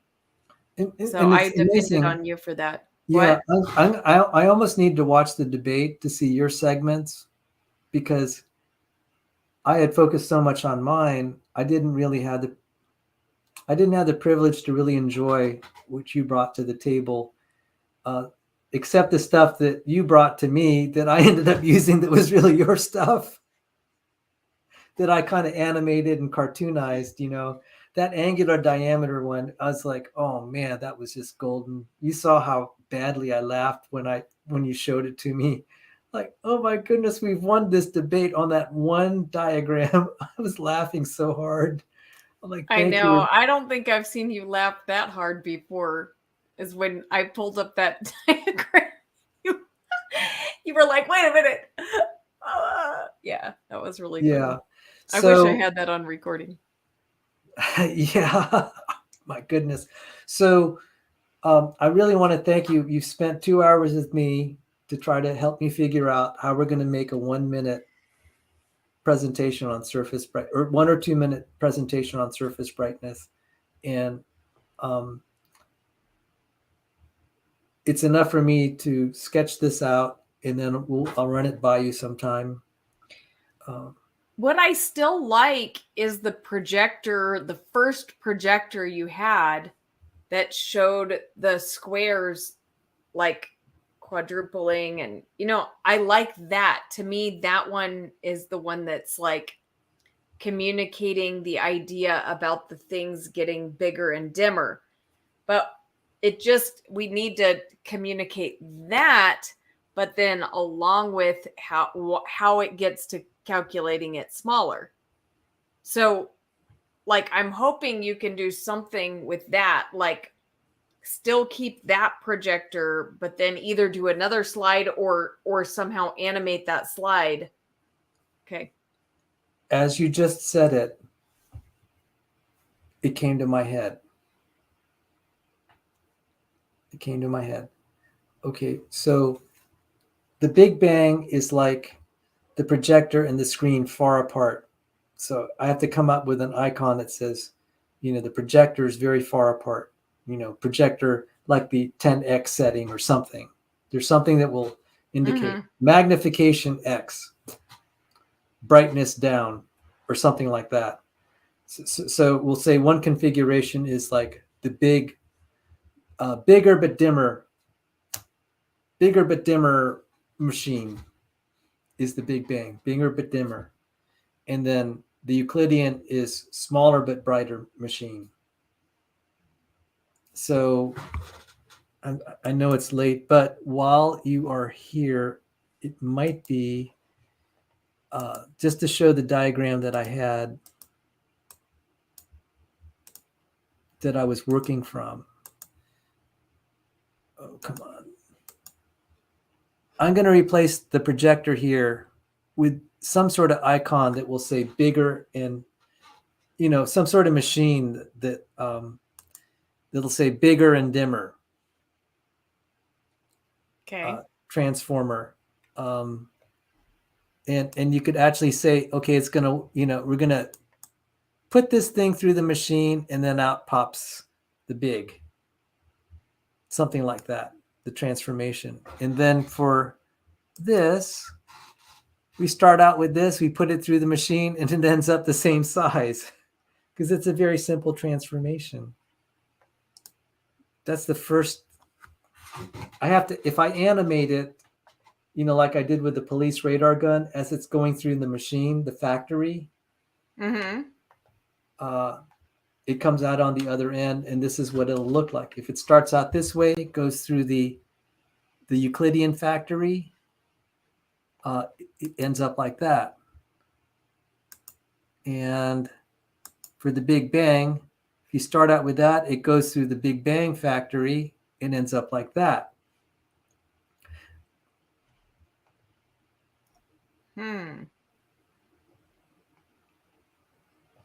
I don't know. Okay. I don't know. This is a tough topic to do it. I know, it's incredibly hard. I'm doing something else right now, though. I'll see. I have an idea here.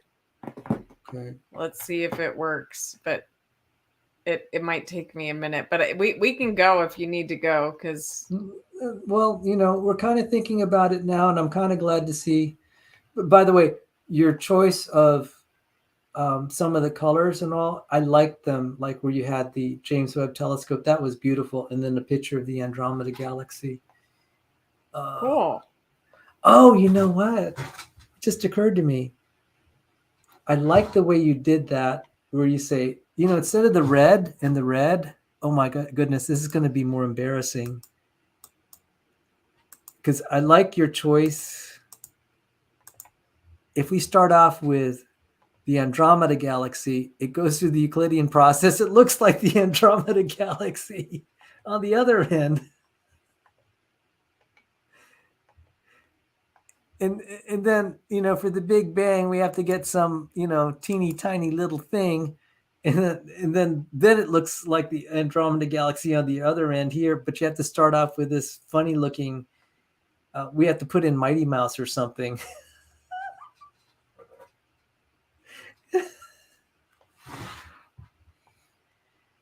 Okay. All right, so I'll just wait till you're ready. Well, I don't know if this is gonna work, but maybe I'll do something with the calculator. Okay, give me 1 minute here. Copy.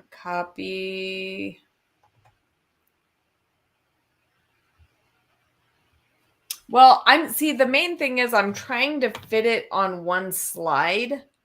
I'm going to share this. It's not at all ready, but to me, the main thing that's missing from this that would make it more clear is if we could somehow fit the concept on one slide. But it's very difficult to do that. But let's see if this is starting to work at all. So somehow we show that this is what would happen in the expanding universe. And I don't know. This is probably not working.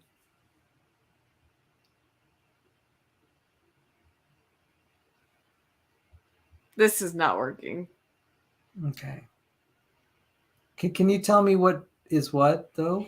Let me look. Well, I'm trying to show that, okay, in an expanding universe, we would expect it to get bigger and dimmer, but then when we observe it, so basically I was going to put something at the bottom of this, like a person at the bottom of this, or something, somehow show that when we observe it, we have to reduce it. But this is probably not going to work.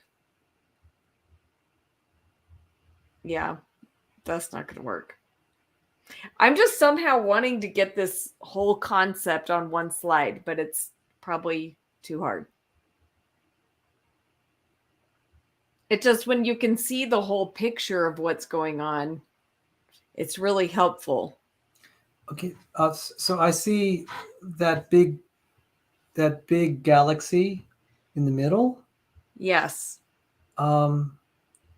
What is that describing? Is that what we see in the telescope, or that's what you would see as it goes farther away, like you're trying to do with the projector. Okay.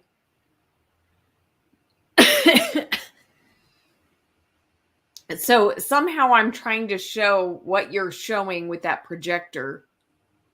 So, but I'm also wanting to show why it goes from being bigger and dimmer to seeming smaller and denser in the end with the expanding model. Because that it's just something that's difficult to get across without really confusing people. But yeah. I think this is more confusing, actually. Okay. So, never mind. I like my other one better. I think the other one actually conveyed it, where you had the James Webb Telescope, and then the picture you have there in the upper left. This is what we actually see. I mean, this is what it appears. This is all we've got. But we really don't know what the size of the galaxy actually is physically. So it still isn't good. It's not communicating that. This is not good. Yeah, the It's problem, better, but it's not good. Mm-hmm. right? The problem is what we see is not what we necessarily.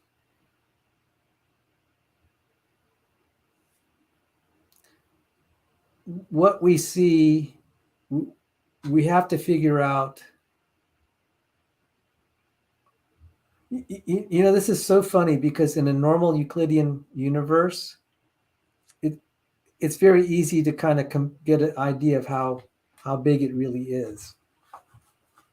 Just like when we see that basketball go farther and farther from us, it's like, okay, we can kind of guess that it's physically this big.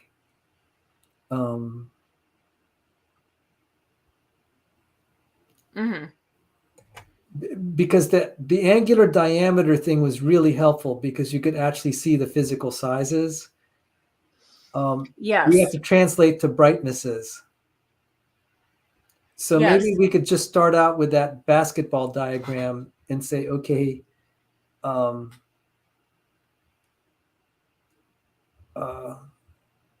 yeah, this is this is getting so bad we might have to give up on it, on trying to get it to be in just 2 minutes to try to explain it. Yeah. Well, we might have to go to an hour format to explain it, and then maybe we won't be killing ourselves. Yeah. I'm sorry to bring up a painful topic. It's like 2 minutes is plenty of time.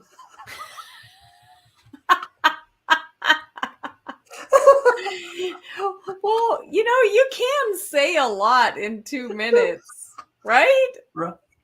I mean, would you agree that in 2 minutes you can say a lot? Not enough for this topic, but or do you still disagree with that? Because we were under the 2 minute model for a lot of our segments, it forced us to try to be insanely efficient. And I didn't think it'd be possible to compress that much information in that short of a time. But, well, you never know until you try. And to have gotten that angular diameter one down in 2 minutes, I was like, oh my goodness.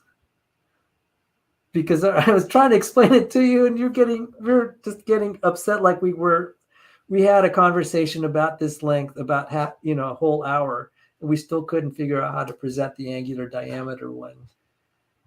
And so the breakthrough was with the basketball. Yes. Okay. So can we just say this? We might have to go to a half-hour format because it's just too hard. Yes. I think that's going to demand way too much of us to try to do 2 minutes. And maybe, sometime down the line, we might come up with something that could be fit in 5 minutes. But I think it's just too much to ask to do it in 2 minutes. This is just one of those topics that is just too hard. Yeah. Okay. So we'll abandon the 2 minute goal. We're going to have to go kind of long-winded, and I like that. Yep. Let me close this in prayer. Thank you for staying with me.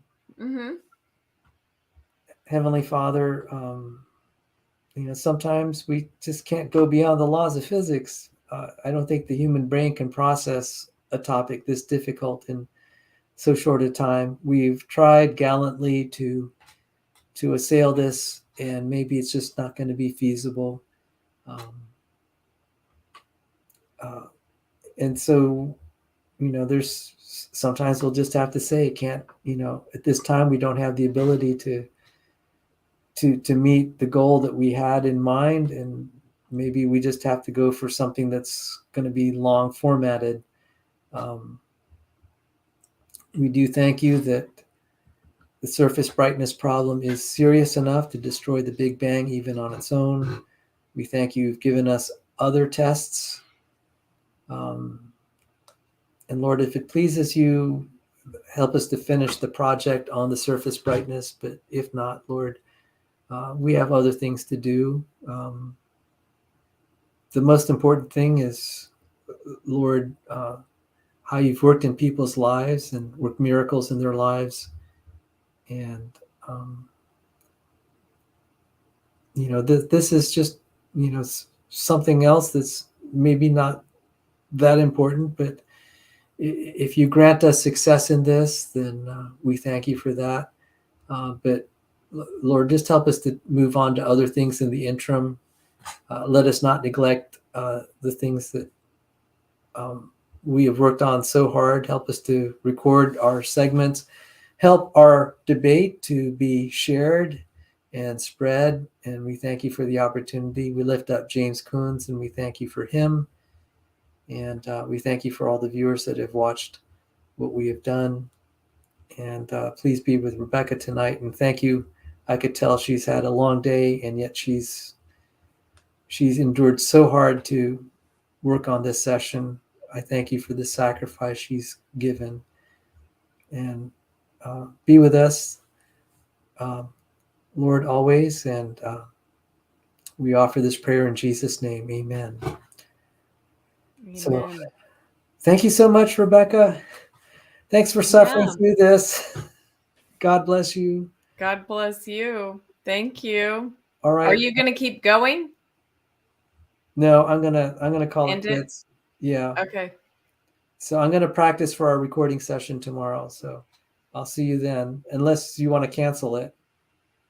No, I want to record our stuff before we forget it. Yeah. So, Okay. but if you're closing, I want to talk to you for 1 minute on Off stage, when we're not live. backstage. Yeah. Okay. Mm-hmm. All right. I'm gonna end the broadcast. Take care, everyone, and God bless you.